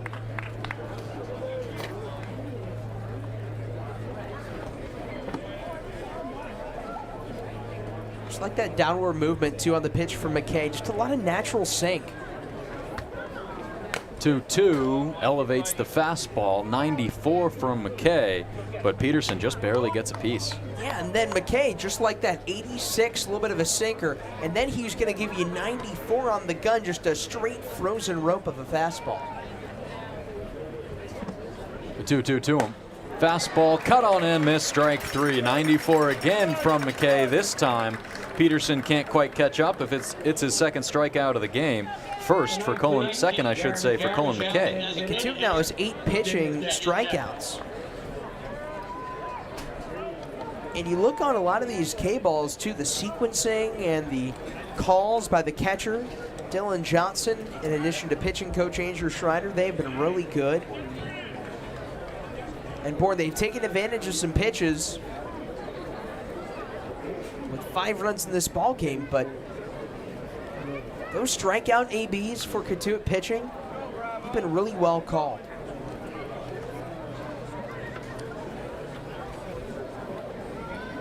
They'll welcome a new pitcher to the mound. Colin McKay pitches into the 6th inning. He goes 2 1/3 and a solid long relief outing there for McKay.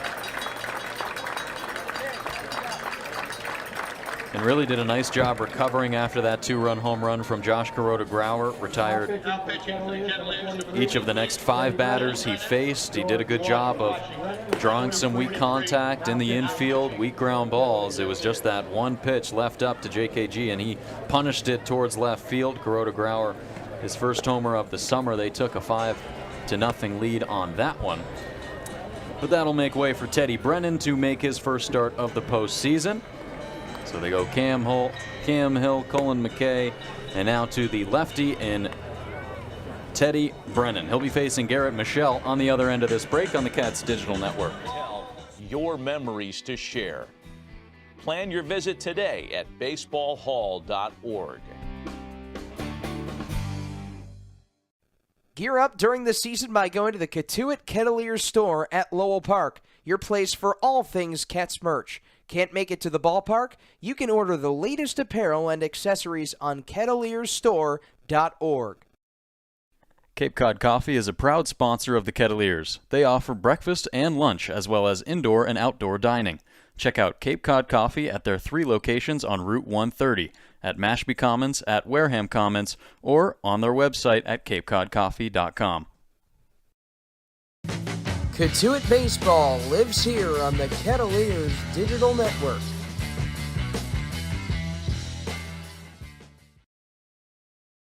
Stay in touch with the Kets on our social media. You can follow us on Facebook, Twitter, and Instagram by going to Teddy Brennan made his way out to the mound a couple seconds ago, and now his first pitch upcoming to Garrett Michelle.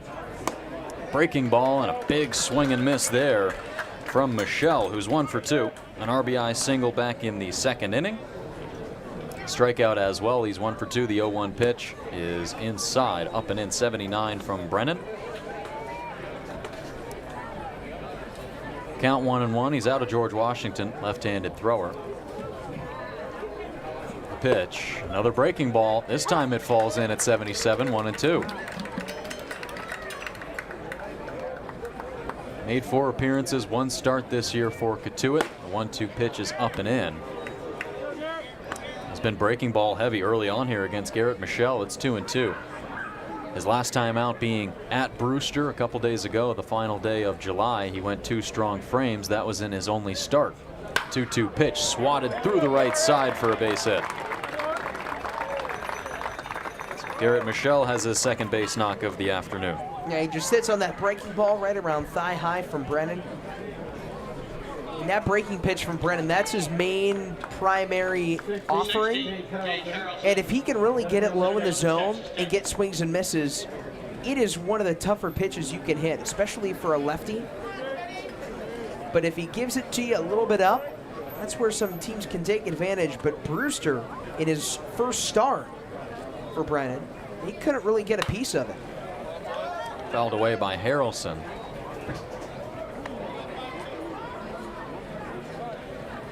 Yeah, just 2 singles given up. 2 strong innings. He faced 9 batters, retired 6 of them. 1 pitch is low and away. Harrelson is 0 for 2. He struck out and grounded out. Not the first time Brennan faces Bourne as well. 2 innings of relief in last week's game, July 26th. Gave up a run on a hit. And he checks back at first on Garrett Michelle. He dives in safely.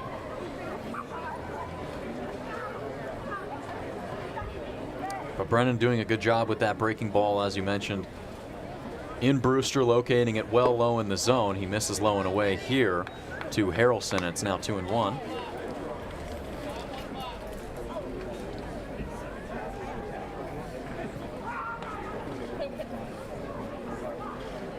But his only appearance against Bourne also in the 6th inning. Checks on Michelle again, 2-1 still.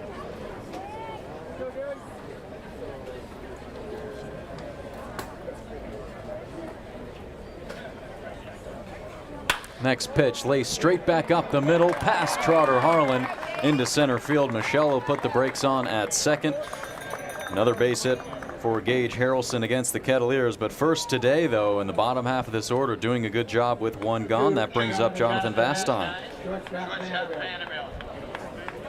Just a jam job that Brennan was going for, and Harrelson with great bat speed, able to get around on it, just go back up the middle. A middle in pitch from a lefty, and you're still able to take it up the middle and to the right of second. That's a great pull job.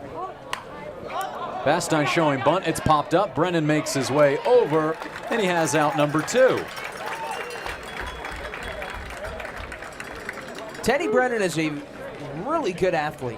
We saw that against Brewster, made a diving stop on the mound in that 5-4 win on July 31st. Here we see him come way off the mound, and sometimes those pop bunts are some potential bunt singles for hitters because the pitcher is finishing, and when they're finished, they're in a totally different position on the mound. So Brennan had to contort his way off the rubber and get back to catching. Especially as a lefty, where he usually finishes on that third base side. So the pitch that was popped up the other way just makes it that much more difficult, but a nice job by Teddy Brennan. So now with 2 gone, 1-0 the count to Josh Kuroda-Grauer. Hit that 2-run home run to make it a 5-0 game his last time up. 2-run RBI, or 2-run single from Cole Mathis made it 5-2. 77 there from Brennan on the slider. 1-1 to Kuroda-Grauer. Fastball inside out to the right, into right field. That's going to try and score Michelle from second. It's booted by McCoy, so he scores easily. And the Braves extend their lead to 4. Well, how about Josh Kuroda-Grauer? First that 2-run home run back in the 4th. This time he just gently grounds one through the open right side. A good piece of situational hitting there. Trotter Harlan playing close to the runner at second there in Michelle. So there was a wide open gap to just punch it past the infield. Here's Derek Bender. With 2 gone, runners still on first and second. First pitch he sees is a fastball up and away from Brennan. Bender is 0 for 2. He walked in the 3rd. Other than that, a fly out and a ground out.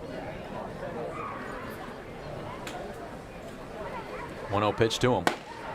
Trying to bring that breaking ball back in. He can't quite do it. It's 2-0.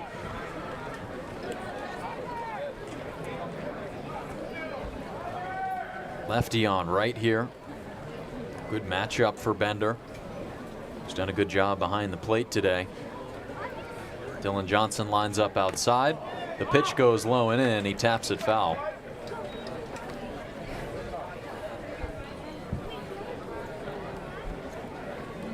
Brennan didn't face Bender in his 1 inning against Bourne last time. But he did face the man on deck in Bryce Eblin, who scored a run on him. It was a ground ball on the infield with runners on the corners. The runner from 3rd. That was Sam Peterson. He came home to score as they tried to turn 2. They were unable to, were the Kettleers. 2-1 pitch, lifted into the alleyway in right center field. Going back on it, McCoy. He reaches out, but he can't make the play. This will score both Braves on the base pass. Harrelson from second, Kuroda Grauer all the way from first, and Derek Bender makes it an 8-2 game. Bender just flashing the power there. It's an inside breaking ball, and he goes the other way in right center field, and it's a high pop-up. It's a high fly ball, and if you just charge it into the alley, it's going to get down because of how big those holes are in right center and left center. It's 397 to dead center. So a good job by Bender just to use his strength to get a double. Line drive, right center field. Bender charging around third. He's going to score easily. Eblin makes it a 9-2 game, and more two-out hitting for the Bravos. They take a 7-run lead. Bryce Eblin just continues to see it. Well, that's now a 16-game hitting streak for him. A double, a single. And on the first pitch, he's being aggressive too. Even though he's facing a new pitcher in Brennan, not being selective. Now Nuu Contrades takes a fastball up and away. Eblin now 2 for 3, a run scored, an RBI. He was hit by the pitch, came around to score. Now he takes a short lead at first. The 1-0 pitch finds the zone for Brennan, 1-1. All of those runs being charged to Brennan as he entered the game after Colin McKay started this inning. Ground ball towards short. Haskins will step on the bag at second for out number 3. But Bourne adds 4 more. They take a 9-2 lead into the bottom of the 6th inning on the Cats Digital Network. Kettleers to keep up to date with scores, pictures, behind-the-scenes content, and more. Follow us today. You're listening to Kettleers Baseball on the Kettleers Radio Network. Tune into all of our road broadcasts by downloading the Mixlr app and by searching up Cotuit Kettleers. Cotuit Baseball lives here on the Kettleers Digital Network.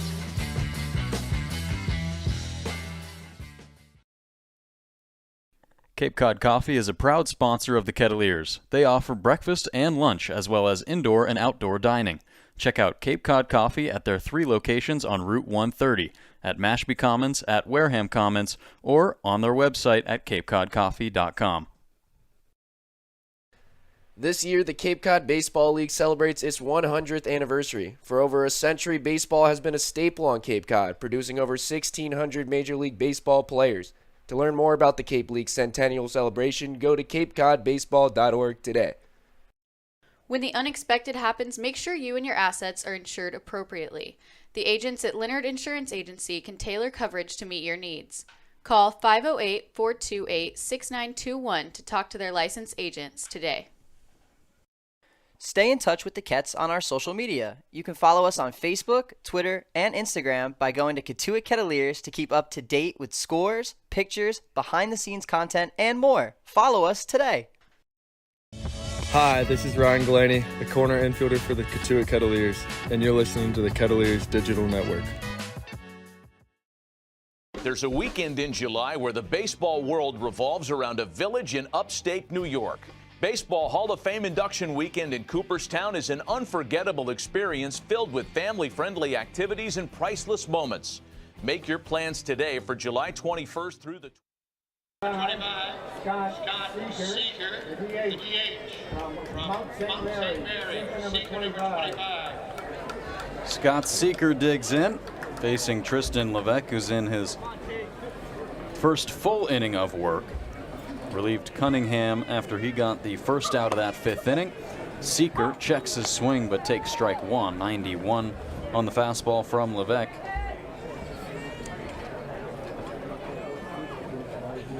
Seeker reached base twice entering this game across 9 plate appearances.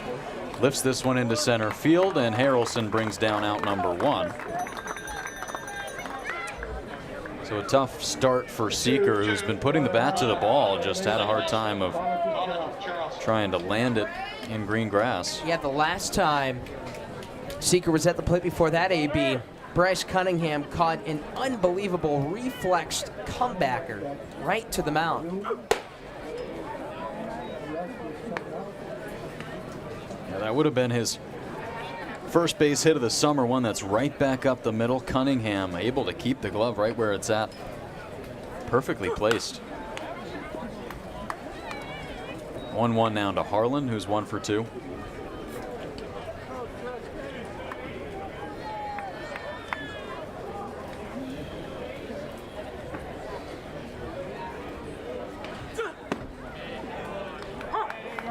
Called a strike 2. Harlan down in the count 1-2. Second time today he's been in a situation like that. He struck out looking in the second, but he rebounded with a 2-out single in the 4th. 1-2 pitch. Fastball cut on and missed, down and in for strike 3. This is low 80s stuff from Levesque, and it is just diving. That's some nasty stuff from Levesque. A guy that strikes out a lot more batters than he walks. He was one of the best this year at Rhode Island in the country in strikeout to walk ratio. 22nd. That one takes a dive under Johnson's bat.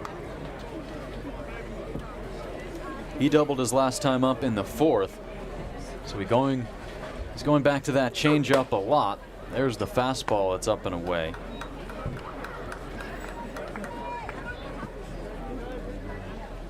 One and one count here to Johnson. He's 1 for 2, doubled in the 4th. He scored on Cole Mathis's 2 RBI double. That's the only 2 on the board for Cotuit. Kuroda Grauer is over in shallow right center field. He brings it down for out number 3. 3 up, 3 down. Go the Kets in the bottom of the 6th. They trail 7, 9-2. Bourne leads as we go into the top of the 7th on the Kets Digital Network.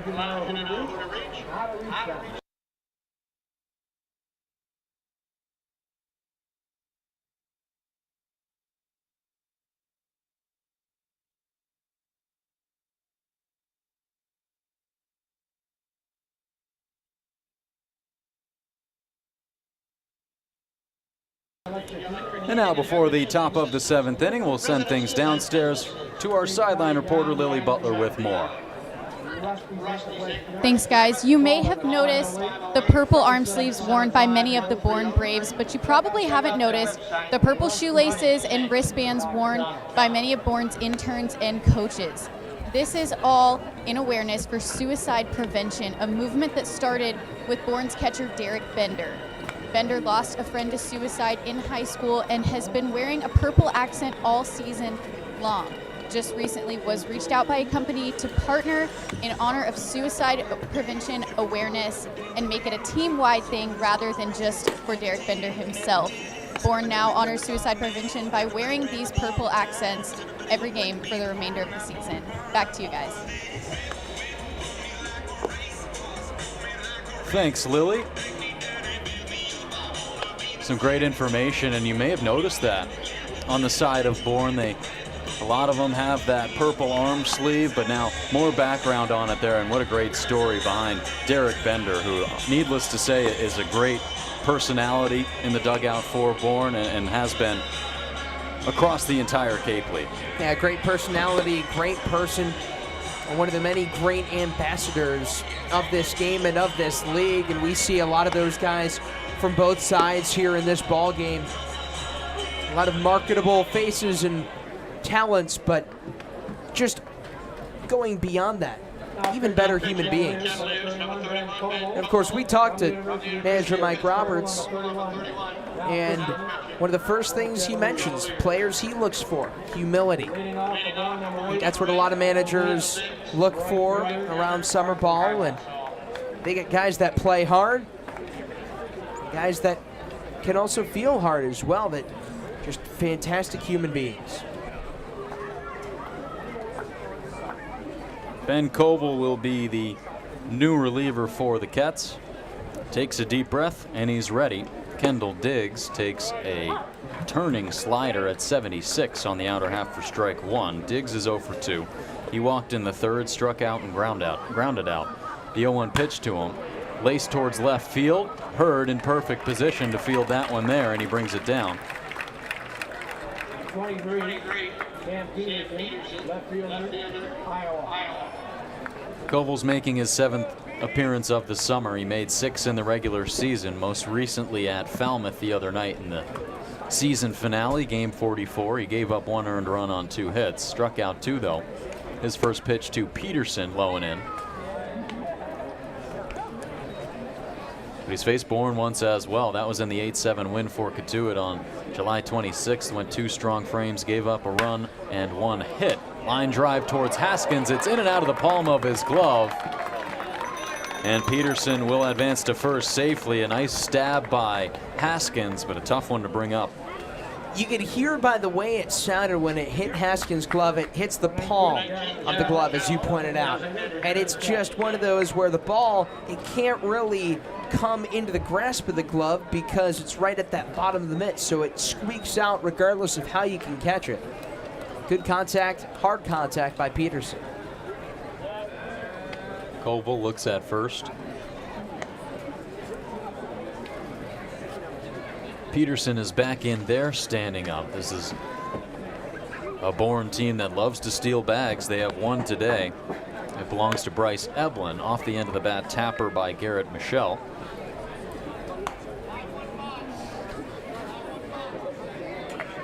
But Peterson with 15 stolen bags this year. 15 in 21 attempts. So just 3 behind the league lead and Derek Bender, his teammate.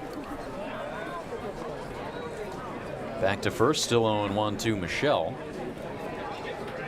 Well, Bender stole 18 straight bases, which, courtesy of our friend Cape Cod Baseball League researcher Bruce Heck, that is the most consecutively stolen bases in the league. 0-1 is a high drive towards right field. McCoy going back on it, making his way to the fence, looking up. He runs out of room, and that ball is gone. Garrett Michelle kisses that one goodbye. That's his 3rd hit of the ball game, and the Braves take an 11-2 lead.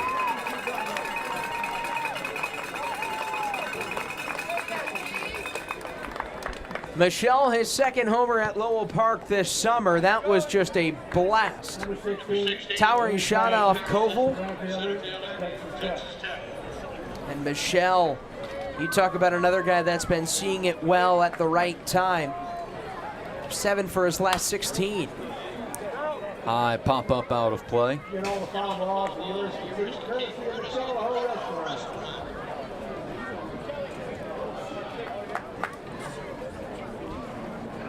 Harrelson is 1 for 2. Another fastball outside, 1-1 here. As some fans start to make their ways to the exits at Lowell Park on that home grandstand on the inside and outside of it. Lifted towards left field. Hurd making his way to the alleyway and makes the catch for out number 2. Hurd's a fun outfielder to watch. Fleet-footed indeed. Fly out into the left center field gap. And what's so fundamentally sound about watching Hurd play the outfield is that he always takes that first step back, regardless of whether that ball's coming in, whether that one's going out. He commits immediately. With 2 gone, Vastine takes up and away for ball 1. Yeah, Hurd getting the start the other night in Falmouth in right field. He did a nice job there. High hop towards Mathis. He brings it down and steps on the bag for out number 3. They get 2 more on a 2-run homer from Garrett Michelle and take an 11-2 lead into the bottom of the 7th inning from Lowell Park. For the induction of Fred McGriff and Scott Rowland as the class of 2023. Visit baseballhall.org today for the entire schedule. See you in Cooperstown, where the journey becomes legend. Cape Cod Coffee is a proud sponsor of the Kettleers. They offer breakfast and lunch, as well as indoor and outdoor dining. Check out Cape Cod Coffee at their 3 locations on Route 130, at Mashpee Commons, at Wareham Commons, or on their website at capecodcoffee.com. Gear up during the season by going to the Cotuit Kettleers store at Lowell Park, your place for all things Cats merch. Can't make it to the ballpark? You can order the latest apparel and accessories on kettleersstore.org. Missed last night's game? Catch up on everything that happened with daily recaps and sidebar stories from Shane Patagna and Jimmy Middleton by visiting cotuitkettleers.org/blog. Stay in touch with the Kets on our social media. You can follow us on Facebook, Twitter, and Instagram by going to Cotuit Kettleers to keep up to date with scores, pictures, behind-the-scenes content, and more. Follow us today. Cotuit Kettleers baseball clinics offer instructional baseball clinics for boys and girls ages 6 through 17, geared to their individual needs and skills. All participants have the opportunity to learn fundamental skills as well as good citizenship, sportsmanship, and character from skilled, experienced coaches and top collegiate baseball players. Clinics begin Monday, June 27th and end Friday, July 29th. To sign up, go to info.collegebaseballcamps.com/CK. Back from Lowell Park, top of the order coming up here in the bottom of the 7th inning, and it starts with Cole Mathis against Tristan Levesque. Mathis is 1 for 2, a 2 RBI double in the 4th. He also walked, and he ropes this one down the left field line fair. Charging in on his left fielder Peterson, but Matheson's throw into second is not in time. He has himself 2 straight doubles. And there's the aggressive Cole Mathis going after the first pitch he sees and just banging it past the third baseman Evelyn. Mathis is really digging deep here. Back-to-back doubles, and you can see just when he's on his way to second, he is chugging with everything he has. He's playing with his heart and soul right now. Slid nearly past the bag at second. That brings up Sean Keys. He's 0 for 3, but he's put together some pretty good plate appearances today. His first pitch from Levesque is an up-and-in fastball. He's just gotten under a couple of pitches, both from Bryce Cunningham in the 3rd and 4th innings. One deep towards center field and then one on the infield, but that was a really great at-bat. He was seeing the pitch as well. Seems like he's due for one of those strong ones. He's got a hitter's count here, 2-0.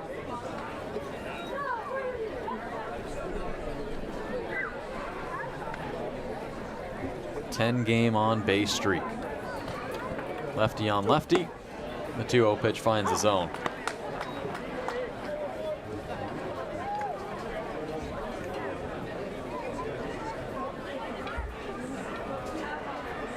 Entered this game hitting Bourne pretty well in 7 ABs. But a tough one so far as he lifts this one towards right field. Going back on it, digs deep in front of the fence. He brings it down. Mathis is on his way to third, and there's one gone with a runner just 90 feet away. Another good job by Sean Keys. Unable to find some open space for a hit, but doing a job at the plate. He advances Mathis over. And he hits it deep enough to that pole side and right. Diggs just fighting that swirling wind.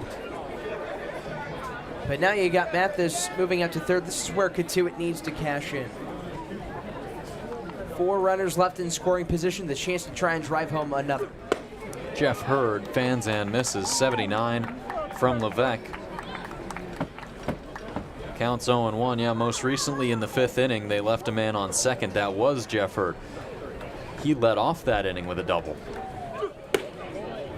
He takes low and away, 1-1.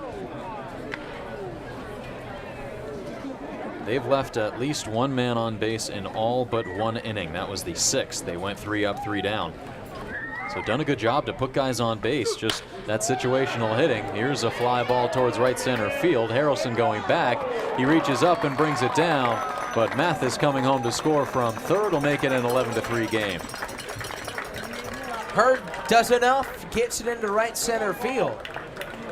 And he just continues to swing the bat well. He's got a pair of singles and now 3 barrels today. But how about Gage Harrelson in center right there? That's closeout speed into right center field. If you take out his churning legs right there, that's a triple. But Harrelson with that elusive speed able to flag it down, keep Cotuit to a run.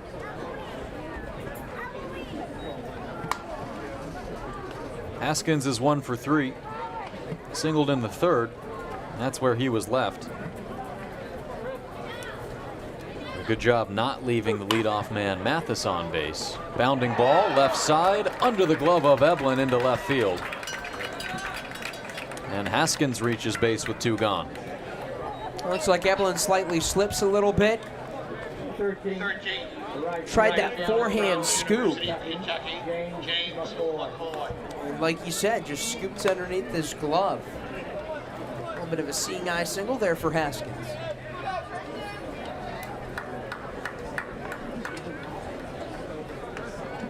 It'll go down as an error. So Haskins reaches. They're still at 8 hits on the evening. Are the Kets. Now James McCoy taken in the dirt.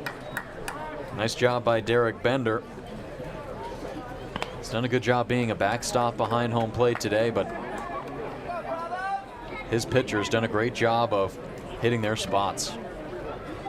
And they've been meeting his target, which here looks like it's low and in against McCoy, but they'll check on first, and Haskins dives back in. So second error of the night for Bourne. That's not something they did too often this season. First in the league in defense with a .977 fielding percentage. 35 fielding errors. Fastball down in the dirt from Levesque, 2-0. Cotuit on the other side, 46 errors. That's second in the league. So Bourne, the best defense by quite a bit. Just a big drop off there between 1 and 2. Bender sets up low and away. It's up and away, 3-0 to McCoy. Defense has been so important. Now I have seen, again, Codball tweet out a couple things today from the regular season, and the offense is up. The average as a league is up to 259. 3-0 at the knees for strike 1. And, you know, you get the chance to talk to a lot of people that have been around the league, that come to a lot of games, and the first thing you ask them, what has stood out about this year? They will tell you immediately. The offense, the hitters have progressed extremely well. Fastball cut and missed, full count.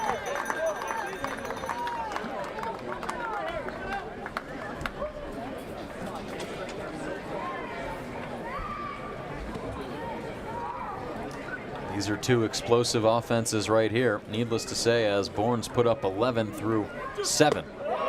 The payoff pitch is fanned in and missed by James McCoy. They'll leave 1 on first in Trevor Haskins. They put up 1 on the board, though, to make it 11-3 on Jeffrey Hurd's sacrifice fly. They're still down 8, though, as we go into the top of the 8th inning on the Kets Digital Network. You're listening to Kettleers Baseball on the Kettleers Radio Network. Tune in to all of our road broadcasts by downloading the Mixlr app and by searching up Cotuit Kettleers. Cotuit Baseball lives here on the Kettleers Digital Network.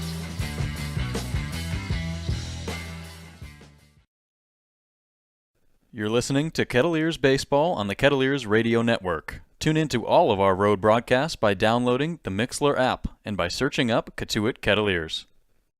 Stay in touch with the Kets on our social media. You can follow us on Facebook, Twitter, and Instagram by going to Cotuit Kettleers to keep up to date with scores, pictures, behind-the-scenes content, and more. Follow us today. When the unexpected happens, make sure you and your assets are insured appropriately. The agents at Leonard Insurance Agency can tailor coverage to meet your needs.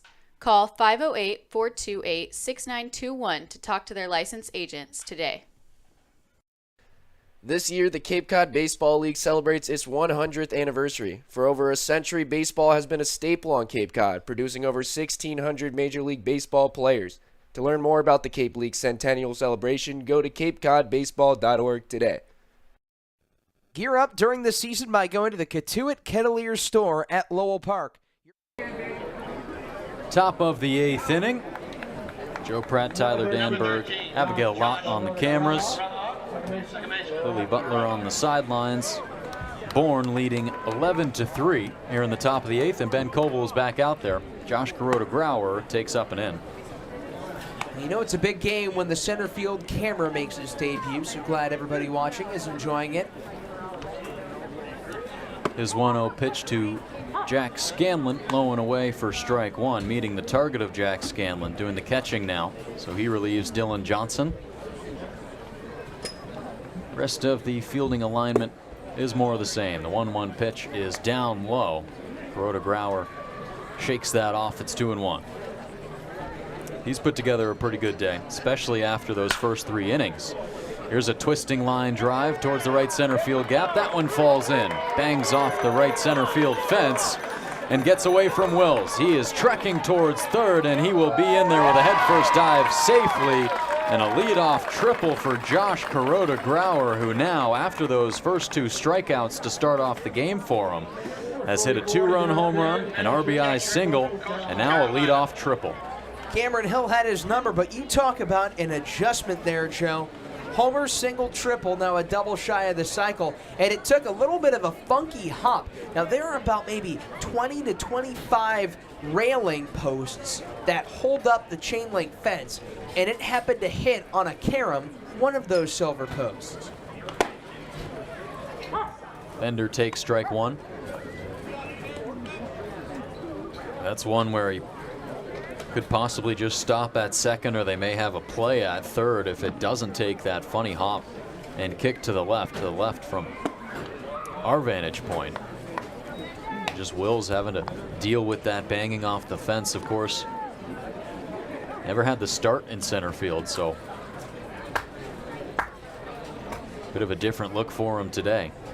He's done a good job. The 1-1 pitch on the way to Derek Bender is taken low and away. A 2 RBI double for him his last time up in the 6th inning. He started off the day 0 for 2 with a walk.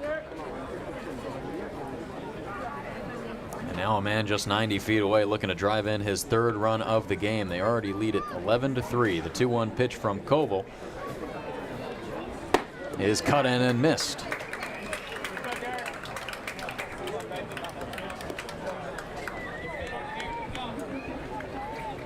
So Bender back to 2-2.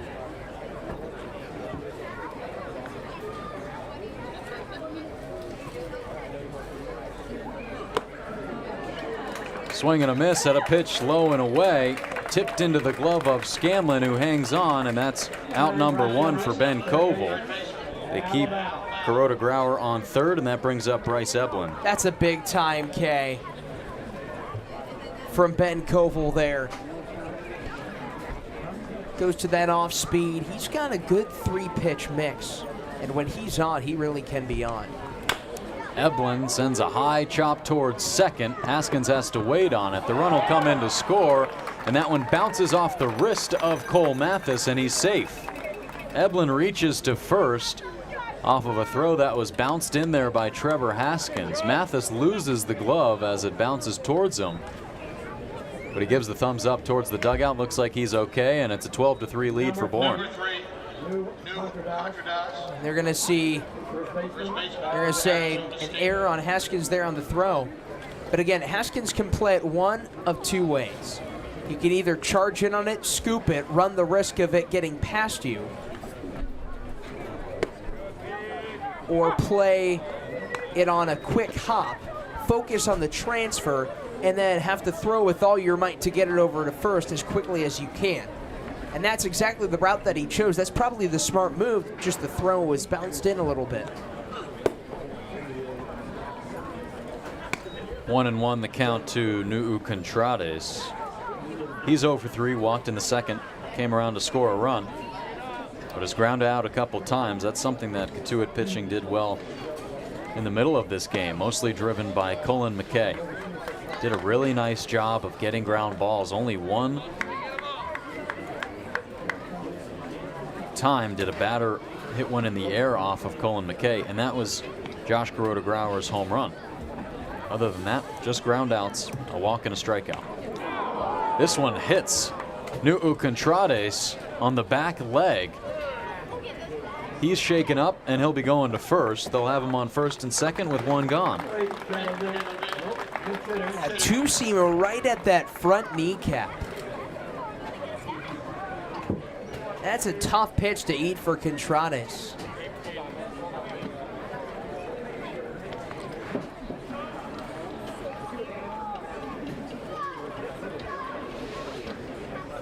And now Roberts out of the Ketts dugout.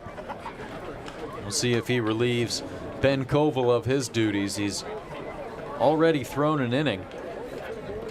Came in to pitch for that 7th frame. He left one pitch up. That was against Garrett Michelle, and he took him deep towards right center field. That made it an 11-2 game at the time for Bourne. They now lead it 12-3. One more run across on the ground ball by Bryce Eblin with one gone. Here in the top of the 8th, we're going to get a pitching change from Lowell Park with Bourne up 9. We'll be right back with the new arm after this. Now, place for all things Cats merch. Can't make it to the ballpark? You can order the latest apparel and accessories on kettlierstore.org. Missed last night's game? Catch up on everything that happened with daily recaps and sidebar stories from Shane Patagna and Jimmy Middleton by visiting cotuitkettleers.org/blog. There's a weekend in July where the baseball world revolves around a village in upstate New York. Baseball Hall of Fame induction weekend in Cooperstown is an unforgettable experience filled with family-friendly activities and priceless moments. Make your plans today for July 21st through the 24th for the induction of Fred McGriff and Scott Rowland as the class of 2023. Visit baseballhall.org today for the entire schedule. See you in Cooperstown, where the journey becomes legend. Hi, this is Ryan Glaney, the corner infielder for the Cotuit Kettleers, and you're listening to the Kettleers Digital Network. Stay in touch with the Cats on our social media. You can follow us on Facebook, Twitter, and Instagram by going to Cotuit Kettleers to keep up to date with scores, pictures, behind-the-scenes content, and more. Follow us today. Celebrate the history of our national pastime at the National Baseball Hall of Fame and Museum in Cooperstown. See priceless treasures that'll bring your baseball memories to life. Connect with events that have shaped and changed the game and our country. Our stories to tell, your memories to share. Plan your visit today at baseballhall.org. Cotuit Kettleers baseball clinics offer instructional baseball clinics for boys and girls ages 6 through 17, geared to their 12-3 the score. Runners are on first and second for the pinch hitting Pete Shufreda.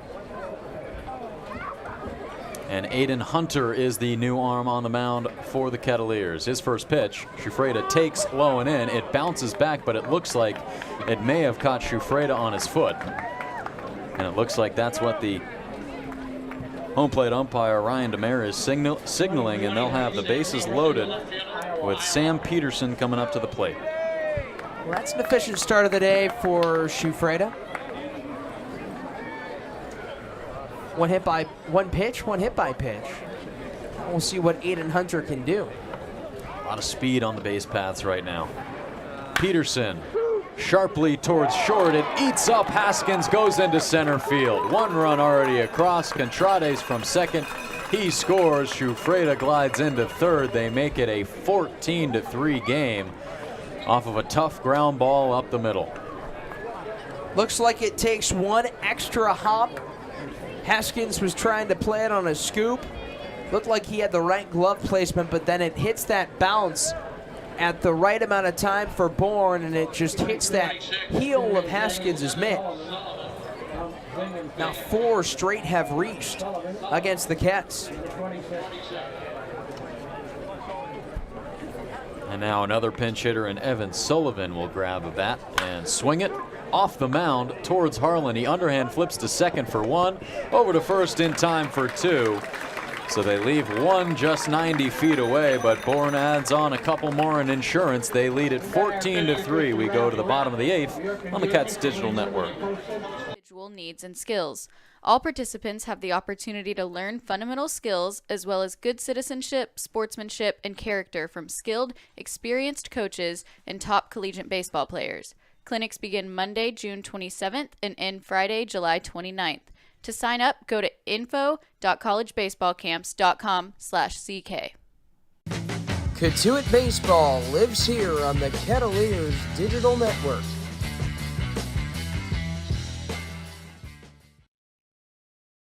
Cape Cod Coffee is a proud sponsor of the Kettleers. They offer breakfast and lunch, as well as indoor and outdoor dining.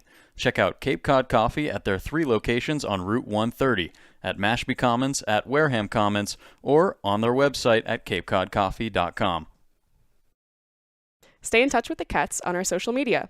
You can follow us on Facebook, Twitter, and Instagram by going to Cotuit Kettleers to keep up to date with scores, pictures, behind-the-scenes content, and more. Follow us today. When the unexpected happens, make sure you and your assets are insured appropriately. The agents at Leonard Insurance Agency can tailor coverage to meet your needs.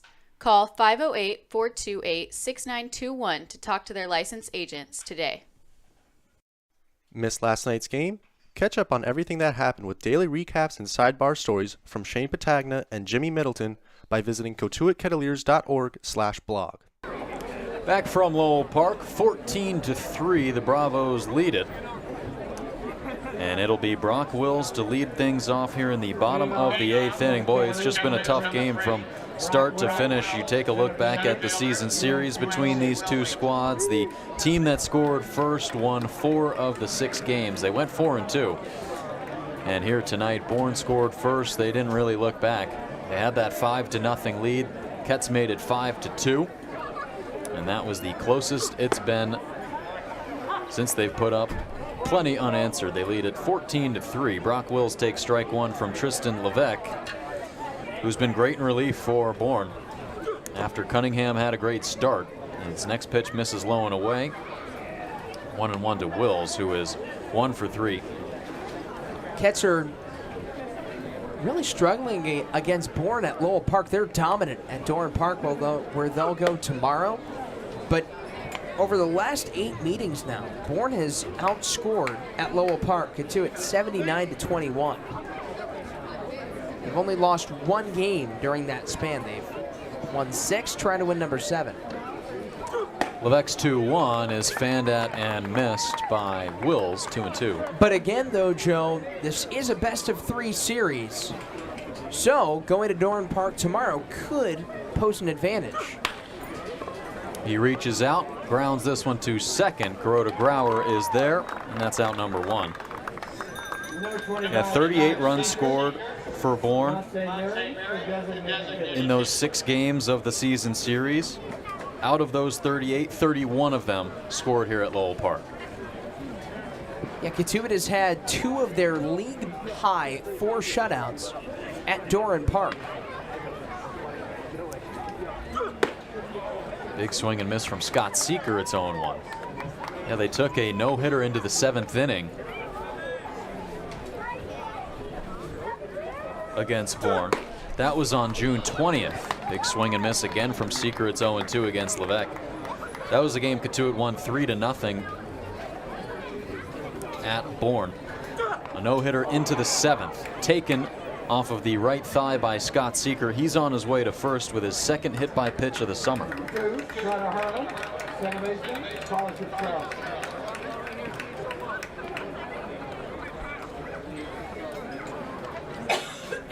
But scoring 13 here at Lowell Park on June 25th did the Braves. They scored 14 here at Lowell Park on July 17th. And now 14 again here on August 4th. The most important meeting between these two teams. The 7th time around. 0-1 the count to Trotter Harlan, who's 1 for 3. Struck out a pair of times, but ripped a single. And he taps that one just foul. It's 0-2. Not the only blowout on the Cape right now, Tyler. Yeah, there just seems to be something about those 4 seeds right now. 4-seed Bourne leading 1-seed Cotuit in the West, 14-3, and the 1 seed in the East, Yarmouth Dennis, trailing Brewster, the 4th seed, 15-4 in game 1. So a lot of ball left in this first round. That's really amazing. Brewster losing 6 games in a row ahead of the playoffs. I mean, anything can happen. That's what makes baseball just such a beautiful sport. And again, just goes to show you why they play 3 games in the series. 1-2 pitch to Harlan, up high, 2-2. You know, it's like what I always say when I take a test. It's just one day. Say that a lot. It's just 60 minutes. 2-2 to Harlan, low and away, count full. Or it's just one class period. You ever think like that? Yeah. You just got to get through it. Just power through that one class period. That 8 a.m. exam. That is too soon. It's August. The 3-2 pitch, lunged at and fouled away by Harlan. He stays alive. Count still full to him. He's got Seeker on first, one gone. But Cotuit pitching at Doran Park, Cotuit pitching at Lowell Park against the Braves. Completely different worlds. The payoff pitch is just to the left of the foul line, but what a play by Bryce Evelyn to slide and snare that one. It's just foul. Harlan stays alive, 3-2. You know what they say, lay out or stay out. Bryce Evelyn, whoever does his laundry, or if he does his laundry, this might be the toughest task of the summer. It's been getting dirty. The payoff pitch lines straight back up the middle into center field. It takes one hop in front of Harrelson. And they've got men on first and second with Jack Scanlon coming up to the plate. So Trotter Harlan now has 10 hits in 13 games, and Joe, I am convinced that they have all been line drives. Haven't been too deep. They haven't been ground balls. They've just been hit right on the screws.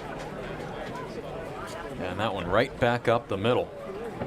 Just to the left of Tristan Levesque, who's standing on the mound awaiting Scott Landers. Joined with the rest of the infield, they did have an arm warming in the right field pen. They still do. A right-hander. Let's see if they'll go to him. Looks like they will not. Just trying to talk some strategy here before Jack Scanlon's first AB. Well, Joe, I think it's now playing for tomorrow for both these teams because, obviously for different reasons. Bourne, a chance tomorrow to try and sweep Cotuit.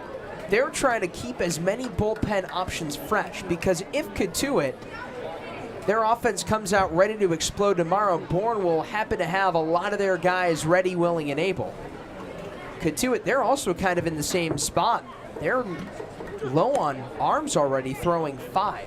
So they're trying to conserve guys in a different way. Meanwhile, Bourne, they're also trying to save arms. It's so huge when they can go to Cunningham and Levesque and have 2 pitchers throw into the 8th inning. Scanlon takes low and in, count 1-1.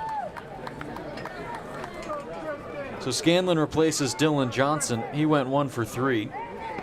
Doubled in the 4th inning and scored on Cole Mathis's RBI single. He's got runners on first and second. Line drive through the right side of the infield. That's a base hit. Seeker will put the brakes on at third. They'll have him loaded for the top of the order and Cole Mathis. I mean, this happens to be some of the best baseball that Jack Scanlon happens to be playing. 130 college games at Oregon and Miami, Florida, and he perhaps is playing some of his best ball on the Cape. His 6th hit for him, and he's talking about just as a hitter, kind of taking out some of the movement before the pitch comes home, just staying pretty loose, but also not moving too much in the box. Kind of changing up his swing a little bit, and it's been really paying off. Hit that homer against Falmouth. He's just been seeing it well. Shoots that one through the right side, and he's the last batter that Tristan Levesque will face in this one. Boy, was he great. Came into the 5th inning and pitches into the 8th. 3 strong frames, giving up 3 hits, 1 run on those 3 hits, and then 3 strikeouts, no walks. So did a great job to pound the zone. And more of the same of what Cotuit saw from Levesque the last time he was out against them. But now a new pitcher in for Bourne. It'll come with 1 gone in the bottom of the 8th inning. They have the bases loaded for the man himself, Cole Mathis, at the dish. And we'll have all that and more when we come back from Lowell Park. Celebrate the history of our national pastime at the National Baseball Hall of Fame and Museum in Cooperstown. See priceless treasures that'll bring your baseball memories to life. Connect with events that have shaped and changed the game and our country. Our stories to tell, your memories to share. Plan your visit today at baseballhall.org. Gear up during the season by going to the Cotuit Kettleers store at Lowell Park, your place for all things Cats merch. Can't make it to the ballpark? You can order the latest apparel and accessories on kettlierstore.org. Cape Cod Coffee is a proud sponsor of the Kettleers. They offer breakfast and lunch as well as indoor and outdoor dining. Check out Cape Cod Coffee at their 3 locations on Route 130, at Mashpee Commons, at Wareham Commons, or on their website at capecodcoffee.com. Cotuit Baseball lives here on the Kettleers Digital Network.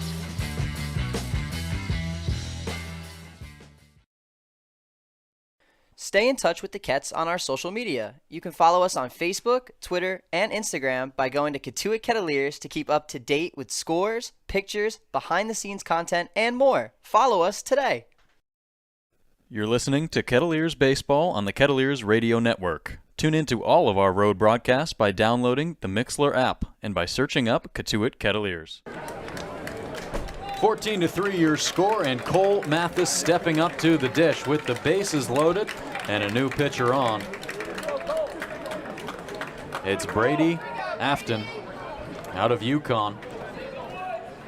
This will be his 10th appearance for the Braves this summer. He made 9 appearances for them in relief in the regular season with a 1.80 ERA. His first pitch to Mathis. Fastball that twists foul straight back to the right. Mathis is 2 for 3, 2 doubles, 2 RBIs, a run scored, and a walk.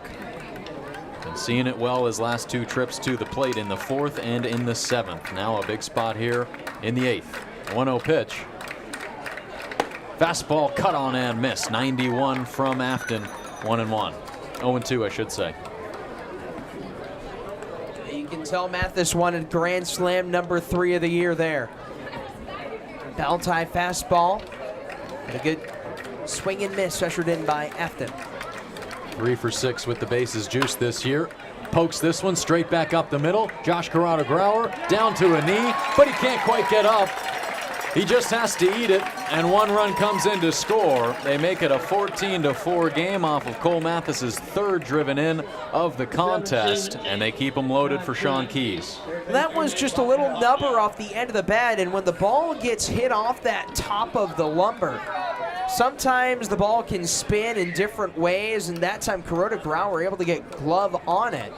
Just couldn't get it out in time to the point where he realized it's better on just holding on to the baseball. First pitch to Keys misses low and away. Everyone moves up a space. And they stay loaded for Sean Keys, who's been able to do some damage with the bases juiced this season. 8 RBIs and just 2 ABs. Dribbler to the right side. Backhanded by Contreras, but it pops out of his right hand. Harlan scores from 3rd. They keep him loaded once again. This time at the hands of Sean Keys. Well, Cotuit, weak contact, but they're just placing it well. And Contreras with a great baseball play right there. You can tell he's a middle to quarter infielder by trade there. And he's going the way he's facing, which is the smart move.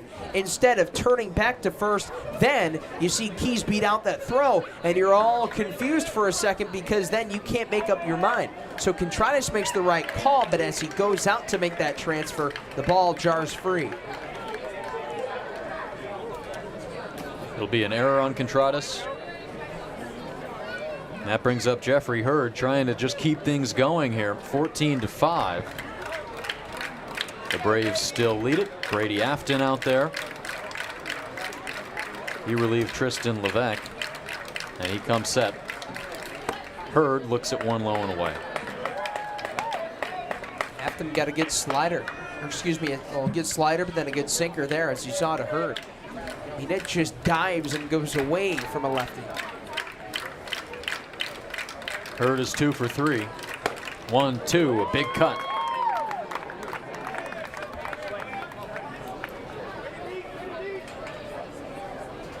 That pushes the count to 1-1. Starts him out 1-0, pitch low and away. A single, a double, a sacrifice fly. And he takes strike 2.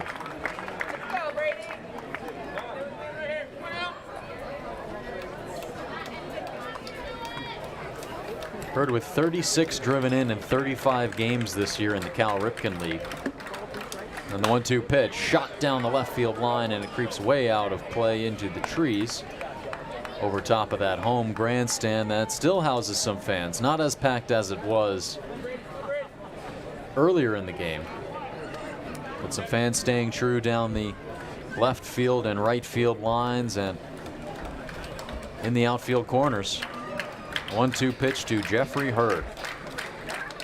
Fastball cut on and missed way down low in the dirt. A great pitch by Brady Afton, and he picks up the second out of the frame.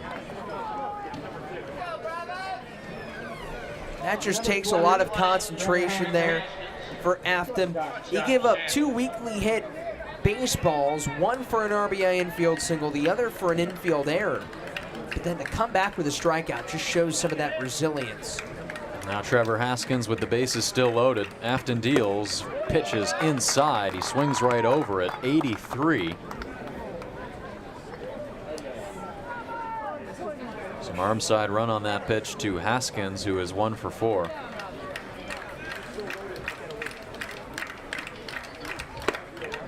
Inside again, nearly grazes his jersey, 1-1.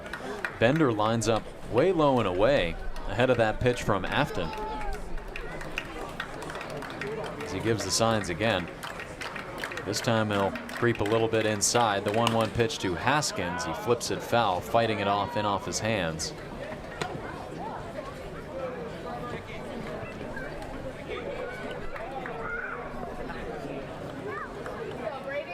As cloud cover has kind of crept overhead here at Lowell Park. There was the chance of some weather later on in the evening, but that shouldn't come until after this game is concluded. Bender lines up outside to Haskins, but it's up and away. Putting together a pretty good AB here. It's being cheered on by Jack Scanlon, who stands just a couple feet off of third. Mathis at second. Sean Keys is at first. And the 2-2 to Haskins. Low and away, count full. Just going mono with Afton. Yeah, they're down by 9, but this Kettleers team, they're showing nothing but fight.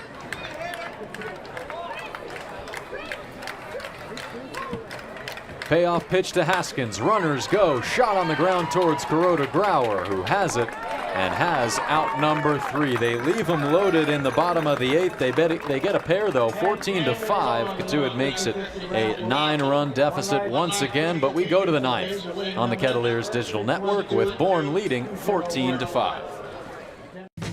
Cotuit Baseball lives here on the Kettleers Digital Network.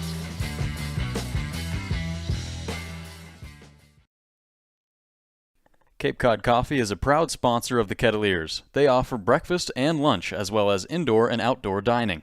Check out Cape Cod Coffee at their 3 locations on Route 130, at Mashpee Commons, at Wareham Commons, or on their website at capecodcoffee.com. This year, the Cape Cod Baseball League celebrates its 100th anniversary. For over a century, baseball has been a staple on Cape Cod, producing over 1,600 Major League Baseball players. To learn more about the Cape League Centennial Celebration, go to capecodbaseball.org today. When the unexpected happens, make sure you and your assets are insured appropriately. The agents at Leonard Insurance Agency can tailor coverage to meet your needs. Call 508-428-6921 to talk to their licensed agents today. Stay in touch with the Kets on our social media. You can follow us on Facebook, Twitter, and Instagram by going to Cotuit Kettleers to keep up to date with scores, pictures, behind-the-scenes content, and more. Follow us today. Hi, this is Ryan Glaney, the corner infielder for the Cotuit Kettleers, and you're listening to the Kettleers Digital Network. There's a weekend in July where the baseball world revolves around a village in upstate New York. Baseball Hall of Fame induction weekend in Cooperstown is an unforgettable experience filled with family-friendly activities and priceless moments. Make your plans today for July 21st through the 24th for the induction of Fred McGriff and Scott Rowland as the class of 2023. Visit baseballhall.org today for the entire schedule. See you in Cooperstown, where the journey becomes legend. Cape Cod Coffee is a proud sponsor of the Kettleers. They offer breakfast and lunch, as well as indoor and outdoor dining. Check out Cape Cod Coffee at their 3 locations. Texas check. Gage Harrelson's the leadoff man in the top of the 9th. His first pitch from Aiden Hunter. Turning slider. That falls in for strike 1. Harrelson is 1 for 4. Hunter's delivery lifted towards left field. Jeffrey Hurd over. Looking through the gray skies overhead. Finds out number 1. Number 2, Jonathan Bassman, shortstop, Vanderbilt. Aiden Hunter's been a really great presence out of this bullpen in so many different spots. 3 wins this year, 3 games victorious, and he's just got good stuff too. Downward breaking ball that he can really hammer that low part of the zone.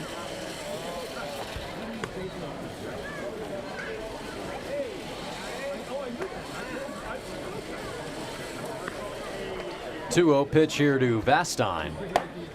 Upstairs, 3-0. A guy like Hunter, too, he can pick up your club. He can pick you up when you're down. He can give you a lift when you're ahead. That's a really valuable pitcher, and you can see that. I mean, he's a veteran. Over 80 innings of work, 1 year at Charleston, 1 year at South Carolina. He walks Vastine on 4 pitches here to start off the top of the 9th inning, I should say, with 1 gone. That brings up Josh Kuroda-Grauer, who has had a fantastic night at the plate. You know what he's looking. Sorry, Joe. I think we were about to say the same thing, though, Tyler. I was going to say, starting off the day, 0 for 2. Home run, single, and a triple. Just 1 missing there. You know what he's looking for here? Something he can take to the gap.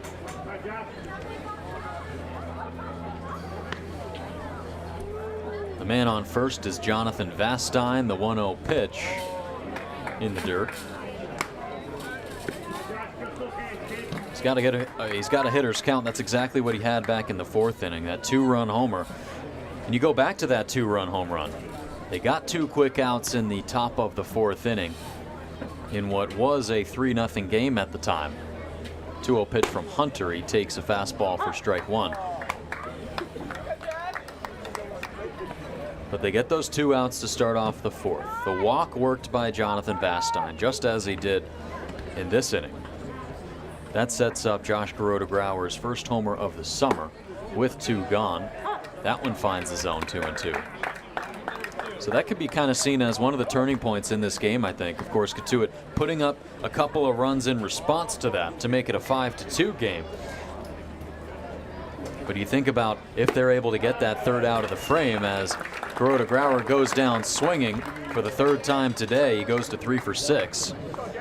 If they're able to get that 3rd out of the 4th inning before the home run, still a 3-0 ball game. And then, of course, you look at that next half inning, and that's where Cotuit got 2 runs back. And that was the only fly out, or only fly ball, allowed by Cullen McKay. Bender takes a fastball for strike 1. McKay did a really good job after that home run. He retired the next 6 batters he faced. Only base runners were a walk and a homer. Bender shoots one to the right side. That'll find space for a base hit. His 2nd of the night, and he reaches base for the 3rd time. They'll have him on 1st and 2nd with 2 gone for Bryce Eblin. From Alabama, the third baseman, number 9, Bryce Eblin. Yeah, and that was a time in the game, Tyler, where they picked up a little bit of momentum. Hill escaping that jam in the 3rd. If you're able to avoid that 2-run homer in the 4th, they would be able to continue their momentum into the 5th. That was that 3 up, 3 down top of the 5th inning as he starts off Eblin here with a strike, where Trotter Harlan made those final 2 outs, and that one that he was on his back foot towards 2nd, a heave towards 1st, and What a play to end that inning. The 0-1 pitch to Eblin is sent straight back. Well, then give credit to Tristan Levesque then, because when it seemed like the momentum had swung a little bit after a couple great plays by Trotter Harlan at second for Cotuit, Levesque for Bourne just shut it down with 3 innings of 1-run baseball. And that kind of transferred the energy back onto Bourne's side. 0-2 to Eblin, a high hop towards first, but it kicks foul.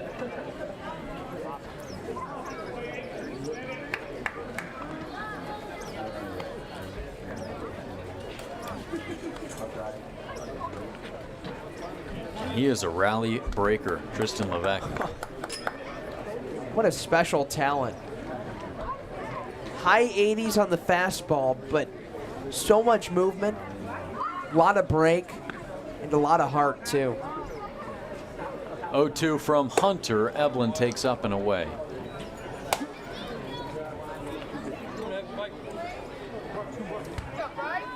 One and two now. Skies darkening overhead. Temperature's still cool though to start off this August. The 1-2 pitch to Eblin is in the dirt, blocked by Scanlon. Nice job by him to keep it in front. And hopefully we can expect more of that tomorrow. It seems like those incredibly hot, humid days of summer have kind of taken a step back here in this last week. Yeah, that's what it looks like. And of course, if you can make it out the door and park tomorrow, bring a jacket, bring a windbreaker. I mean, I don't know what it is. Maybe it's the Cape Cod Canal, but it gets cool there. 2-2 turned on, but fanned and missed by Bryce Eblin. For out number 3, Aiden Hunter gets out of it. They strand runners on first and second. We go to the bottom of the 9th inning. Last chance for the Kets, down 14-5. Route 130 at Mashpee Commons, at Wareham Commons, or on their website at capecodcoffee.com.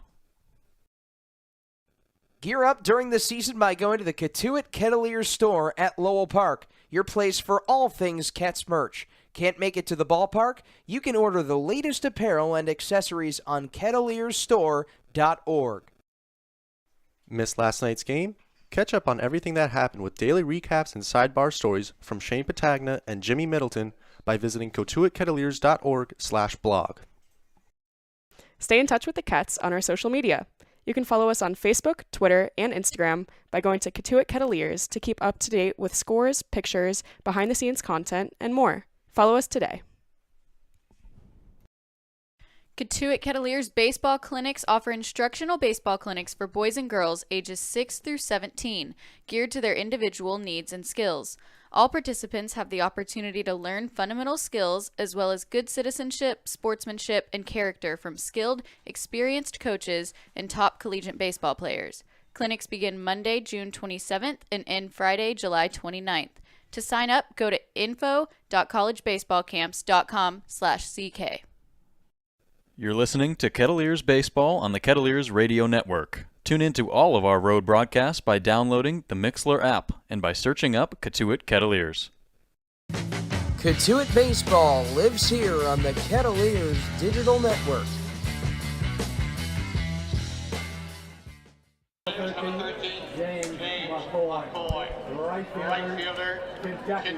James McCoy will lead off the bottom of the 9th inning with the Kettleers down 9. Brady Afton back out on the mound. He relieved Tristan Levesque. And the third arm used by Bourne in this game. First pitch is low. McCoy is 0 for 4. Started off the day 0 for 2 as a lefty with a couple of flyouts, and then he faced the left-handed throwing Tristan Levesque, so he bumped over to the right side of the plate. He went 0 for 2 with a couple strikeouts. So a tough day for him as a righty.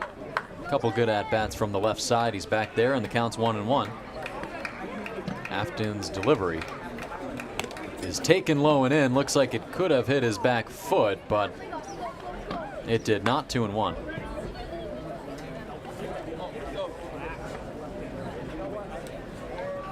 Did a good job to get out of the way of that one. And now coming set is Afton. A 2-1 pitch. Fastball drilled into center field. Going back on it, Harrelson. He's going to run out of room. That ball's way into the trees and gone. James McCoy with a bomb. He makes it 14-6. Halfway up the tree in dead center. That's a 400-plus foot bomb from McCoy. Both homers this year coming from the left side for the switch hitter out of Kentucky. A moonshot there from McCoy.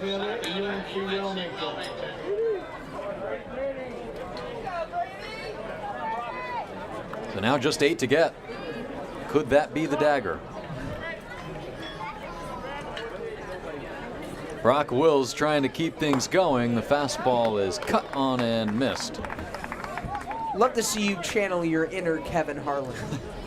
425 footer from McCoy. And 103 off the bat. Thank you, TrackMan, for those numbers. That is unbelievable. Whew. Now, I believe that is tied for the longest by a Kettleer this season. Can you name the person who hit that? Also tied with McCoy. Name that Kettleer. Caleb Lomavita? That would be correct. Really? June 23rd against Falmouth. And that was here, correct? A left center field homer for him. Identical. You were right on the money. 3-1 the count to Wills. You go back to McCoy's first homer. That was in that game against Orleans where they ended up losing it in the 9th inning on that walk-off walk. But he hit a 3-run bomb down the left field line as Wills takes ball 4.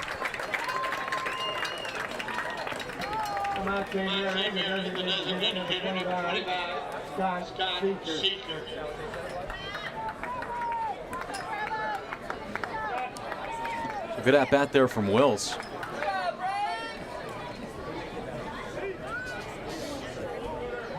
Bookends his day with a single and a walk. He grounded out to second 3 times. And now Scott Seeker was hit by the pitch his last time up as he takes strike 1. In just over now 12 plate appearances for Seeker, he's been hit by the pitch twice. The 0-1 pitch to him. It's a fastball up and away.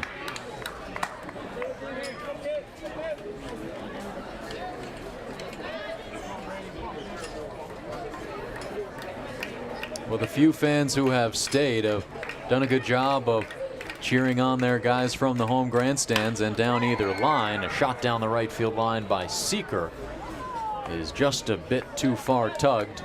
It counts 1-2.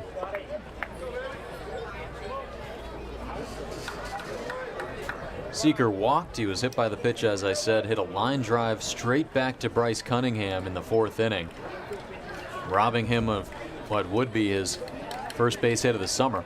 He's looking for that here. The 1-2 pitch is up and away. Good eye from Seeker. It's 2-2.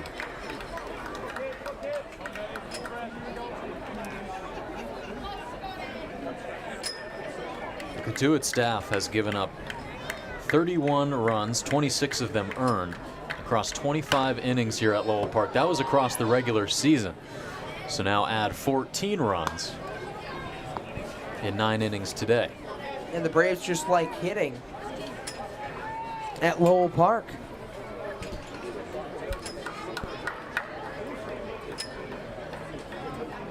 And Cotuit, they like pitching at Doran Park.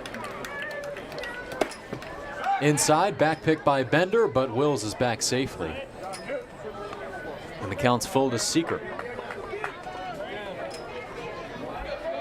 So it looks like Bender's okay after earlier in the game when he was headed towards third. He was originally given the rounding light, but had to go down and slide. He tweaked his hamstring, it looked like, as the 3-2 pitch is low and away to Seeker.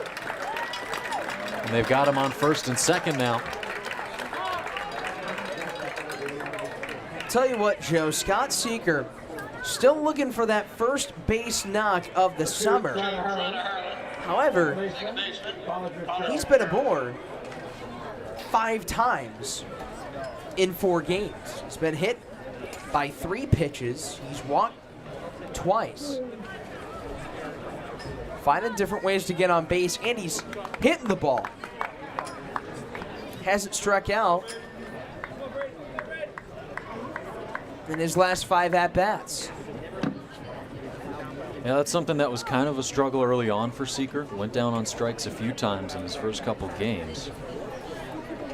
Had one at Brewster and then the game here at Lowell Park against Bourne. 3 strikeouts across those 2 contests, but hasn't had a problem with that today. And been seeing it a lot better. He's been really aggressive at the plate. You notice that in his first at-bat here at Brewster, attacking the first pitch, attacking it early. The 0-1 pitch to Trotter Harlan, fastball low and away. Harlan also a guy who's been seeing it well since he's got here. He's 2 for 4. A couple of singles in this one, a couple of strikeouts. He scored 2 runs as well. Takes a big swing at that 91-mile-an-hour fastball from Brady Afton, and it's 1-2. The man on second is Brock Wills. Scott Seeker's on first. In a 14-6 game. Here's the 1-2 from Afton. Flipped foul.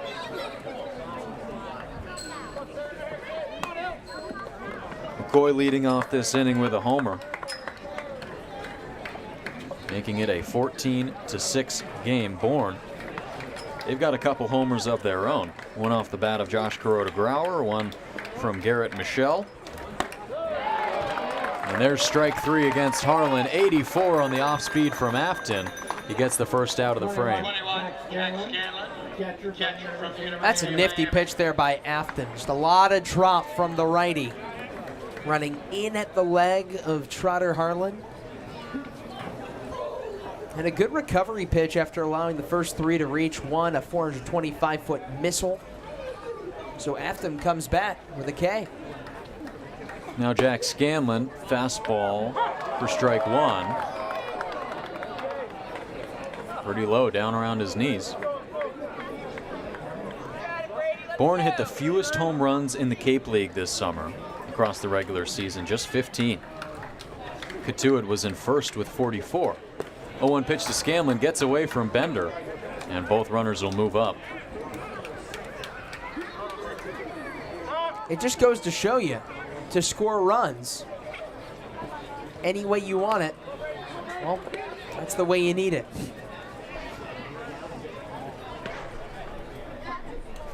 And that's just one of the great beauties of this game, is that you can have 2 different ends of the spectrum and yet they can go at it in the first round of the playoffs. So many different ways you can create a run. 1-1 to Scanlon, low and in, backhanded by Bender. Keeps it in front. 2-1 here to Scanlon, but they're among the top 5 in the league in hits per game, in batting average, and on base percentage, in triples and in doubles. So like you said, just finding ways. Doesn't always have to come with the long ball or with a high slugging percentage. Just got to find your moments. Scanlon in a good moment to drive in a pair here. That one's high and foul towards the batting cage, past the snack shack. Plenty of kids will give chase to that one. They've been consistent in this one, as they are with every home game.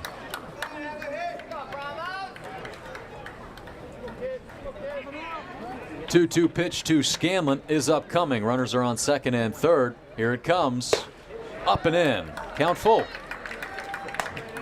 What a couple of ABs here by the bottom half of the order here in the bottom of the 9th, Tyler.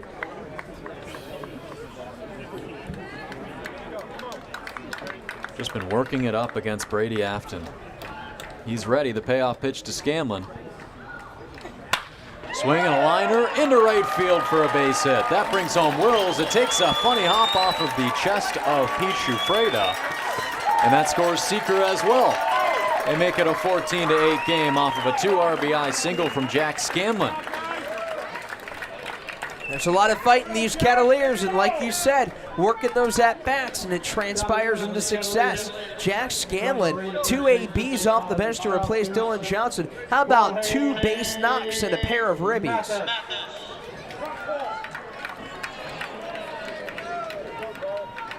And now the lineup card flips back up to the top with Cole Mathis. Brady Afton ready. Fastball on the outer half for strike 1.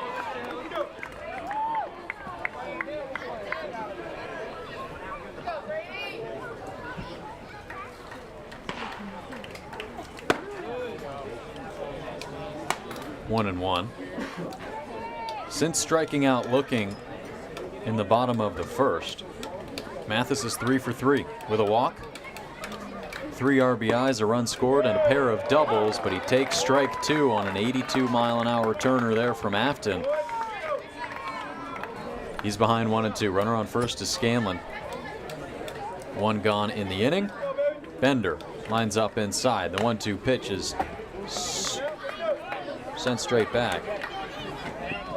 So Mathis, I think one of the more underappreciated values of him in an MVP caliber year as a two-way player. He's at 133 at-bats. He's only struck out in 26 of them.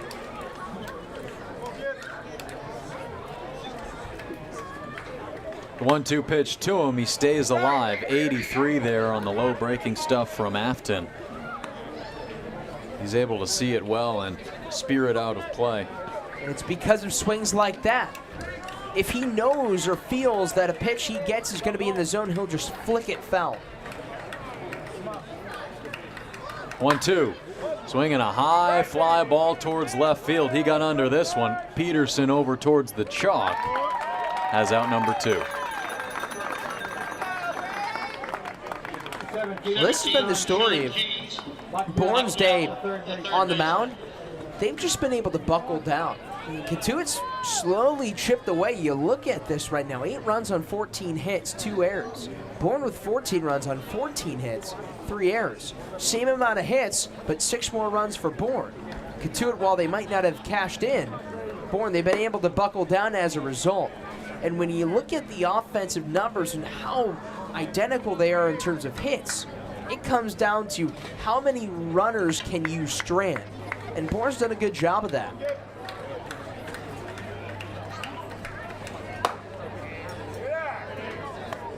Keys takes ball 1.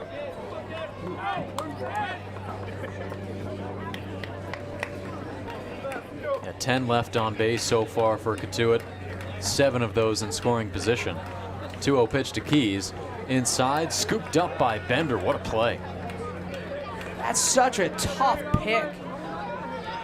Goes off his knees there and just backhand scoops it. Counts 3-0 to Keys. And the fastball's right down the middle. Get me over fastball from Afton. 3-1. Scanlon still on first. 2 gone in the inning. Jeffrey Hurd awaits on deck if necessary. Pitch to Keys, sent straight back. Some people reacting to that one as it hit something back in the parking lot. 3-2 pitch on the way to Keys. Taken inside for ball 4.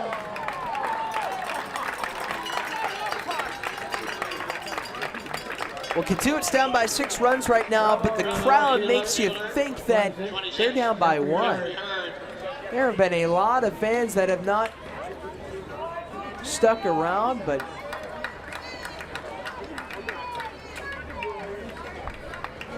still cheering on. Bourne just looking to try and close it out.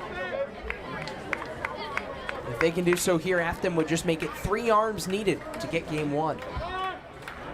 Bender calls time. As it seemed like Afton may have been running out of time there. And that's one where sometimes the catcher may step out and call time if he feels that his pitcher is taking a little bit too much time. Of course, with that pitch clock on the umpire directly behind the mound, that's the second base umpire, Joe Gravina. Or just a word for an adjustment from Bender to Afton ahead of Jeffrey Hurd's at bat here. Runners are on first and second for him.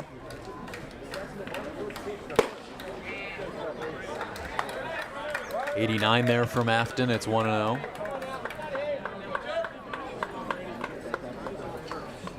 Jeffrey Hurd has 2 hits today. He's 2 for 4. Fastball drilled into center field. Charging in for it is Harrelson, but he's called off by Peterson, who brings that one down for out number 3. Bourne takes game one at Lowell Park in dramatic fashion, an offensive explosion. And despite some late game offense by Cotuit, they're able to hold on as the 14 runs scored in the first 8 frames was more than enough. They win it 14-8 in game one here at Lowell Park. And Cotuit, they'll look to stay alive tomorrow at Doran Park for a 6 p.m. first pitch start there. And a tough start to the series tonight as Bourne, the number 4 seed, takes down the number 1 seed in Cotuit at their home field by a score of 14-8. I think this is a really important game to take in this series. Whoever was going to get this one could be in a really good situation in the driver's seat for tomorrow. The best of 3 series, and we're going to see 2 hurlers go at it tomorrow. Tristan Smith, most likely. Of course, that's TBA still for the Braves, and then Jansen Kiesel, who's been as lights out as it has come over the last few games. It's going to be a gunslinging battle tomorrow, but today it was all about the offense. 27 combined hits, 22 combined runs, and a consistent offensive display for Bourne. It wasn't necessarily scoring in spurts. They just spread it out as evenly as they could, and they got just top to bottom offensive production. Yeah, they really did. It felt like a 1-9 order that was just strong throughout. From Vastine to Harrelson, 1-9. But of course the offense, they had to get through Cam Hill at the start of this one. He went 3 innings pitched, he gave up 3 runs. They got to him in that second frame, and it was actually that bottom half, not the top 3 against Hill, that really got to him. It was from 4-9, 4-8 I should say, who all reached base but 1 in that second frame. They loaded him up, brought home a couple. They loaded him up again in the third, but that was when Cam Hill was able to get out of it on a looking strikeout to get Sam Peterson. That's when Cotuit developed a little bit of momentum. They extended it by 5 in the top of the 4th inning, did the Braves, and then Cotuit with 2 back of their own in the bottom of the 4th. That was the point of the game where they could have had a strike. They were within striking distance. They were ready. The offense was starting to get going. But then Bourne, with a big-time 6th inning, really put the game out of reach. That's really where the bread was buttered. That 4-run 6th inning, and getting a major blast, too, from Garrett Michelle 1/2 inning later was crucial. And it's just been one of those interesting days where it's not been a good day to be a top seed. And give all the credit to Bourne. They really came to play. Yeah, they really did. 14-8 here. 18-7 at YD, Red Wilson Field right now. Boy, Brewster really put on an explosion. How about that? In the bottom of the 8th right now, they lead it by 11, 18-7. 18-7 over the Red Sox, the number 4 over the number 1. So number 4 sees, like you said, a really good night. Hyannis playing Falmouth right now. Top of the 4th inning at McKeon Park. The Harbor Hawks leading 7-2. So that'll be a good one also on the West Division. And then, of course, in the East, Harwich and Orleans. Early on, no score. Number 2 Orleans versus number 3 Harwich in the bottom of the 2nd. So they'll be playing the winner of that YD Brewster series. Falmouth playing the winner, Falmouth Hyannis playing the winner of this series, Cotuit and Bourne. 22 combined runs today across these 2 teams, 14-8. That's the most combined runs in a playoff game between these 2 teams since 2021. That was a playoff game on August 6th, in Game 3, where Cotuit won 15-6. It's the other way tonight, 14-8. That's courtesy of our friend CCBL historian Bruce Hack once again. But a tough one here tonight for Cotuit. They fall 14-8 against the Bravos. Needless to say that they came ready to hit tonight.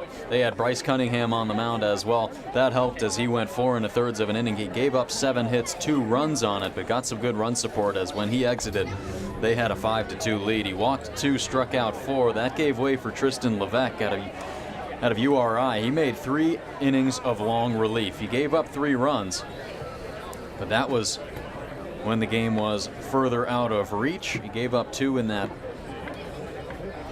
6th and in that 7th and eighth inning, I should say. And then it was Brady Afton, ran into some trouble there in the ninth, but they were just trying to put up some runs and mount a long 11-run comeback in that ninth frame. They were unable to do so. Some pretty good late heroics, though, as well. The home run from James McCoy late in the game. Some good piece of runners in scoring position hitting with Jack Scanlon. He drove home 2, so some positives to take into tomorrow's game, and that's really what you need to do in a playoff series that's just 3 games. Yeah, I think one of the positives, one was Aiden Hunter. That last reliever used one of 5 pitchers used by Mike Roberts today. Hunter went an inning and 2 scoreless, and you'd have to think that he might buy himself enough time where in a situation like Game 3, you could really use him if it goes 3 games, if you need Aiden Hunter as well, with a pair of strikeouts and a walk, but then also Jack Scanlon coming off the bench. Him and Dylan Johnson have picked up a lot of the catching responsibilities. No Caleb Lomavita, he goes home. Cannon Peebles departs as well, just like Lomavita. So there have been 2 new catchers that have come in the last month, in Johnson and Scanlon, and they have really blossomed. And I think Scanlon is a guy that, limited sample size, 130 games over 40 years of college baseball, usually you play more of that, yet here he's starting to play a little bit more, starting to become more of that everyday catcher, or alternating those duties, and he comes off the bench today with the club down by a lot, and he goes 2 for 2 with a pair of runs batted in.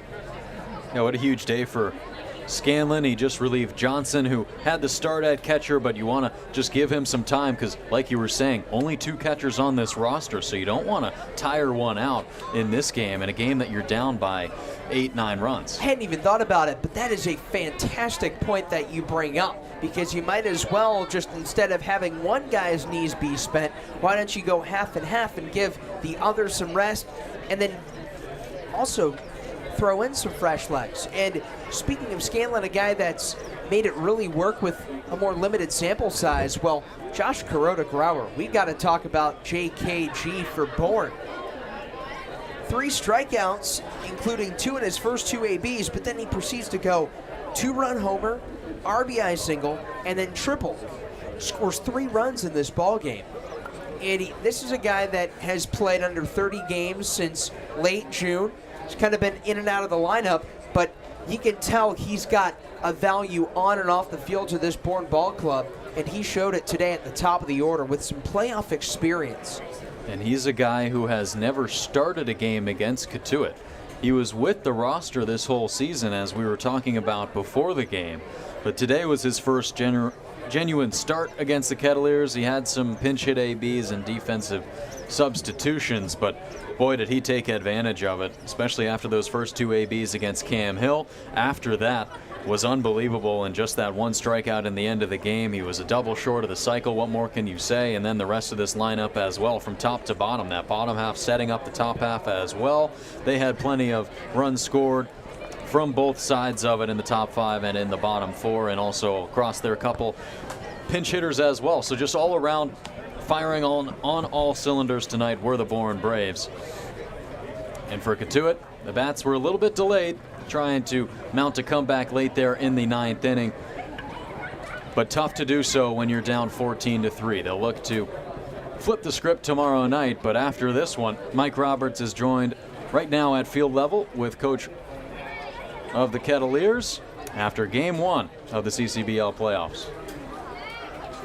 Joined alongside head coach Mike Roberts after Cotuit takes a tough 14-8 loss against the Bourne Braves. Coach, just today's loss makes it all the more important to get the win tomorrow. How do you shift the team's focus away from today's loss and into a win tomorrow? Well, first, I congratulate Bourne. They played really well, and they're just better than they were today. I told them a little story about my dad, who was at first, second grade education, but he was kind of wise and owned his own business from the time he was 11 till he was 93. He passed away. And my dad, always said, get up and shine your shoes every morning. And I still, in my cottage, I still have my shoe polish, different curlers to shine my shoes. And he said, no, when you shine your shoes, it makes your entire outfit, no matter what you wear. And so I just told the guys, let's go home, let's shine our shoes, okay? And let's look down in it, because when you shine your shoes like they do in the military, it's called a spit shine. And you see your reflection in it, and you want to see something good. And so tomorrow we're just going to shine our shoes, polish ourselves up a little bit, hopefully a little bit, make contact, throw strikes, field a ground ball, and see if we can play a little better at Bourne tomorrow. Absolutely. And then on a positive note from today, you were awarded with the Manager of the Year award from the league. How important is that title to you, and just how does it feel to complete the season with that?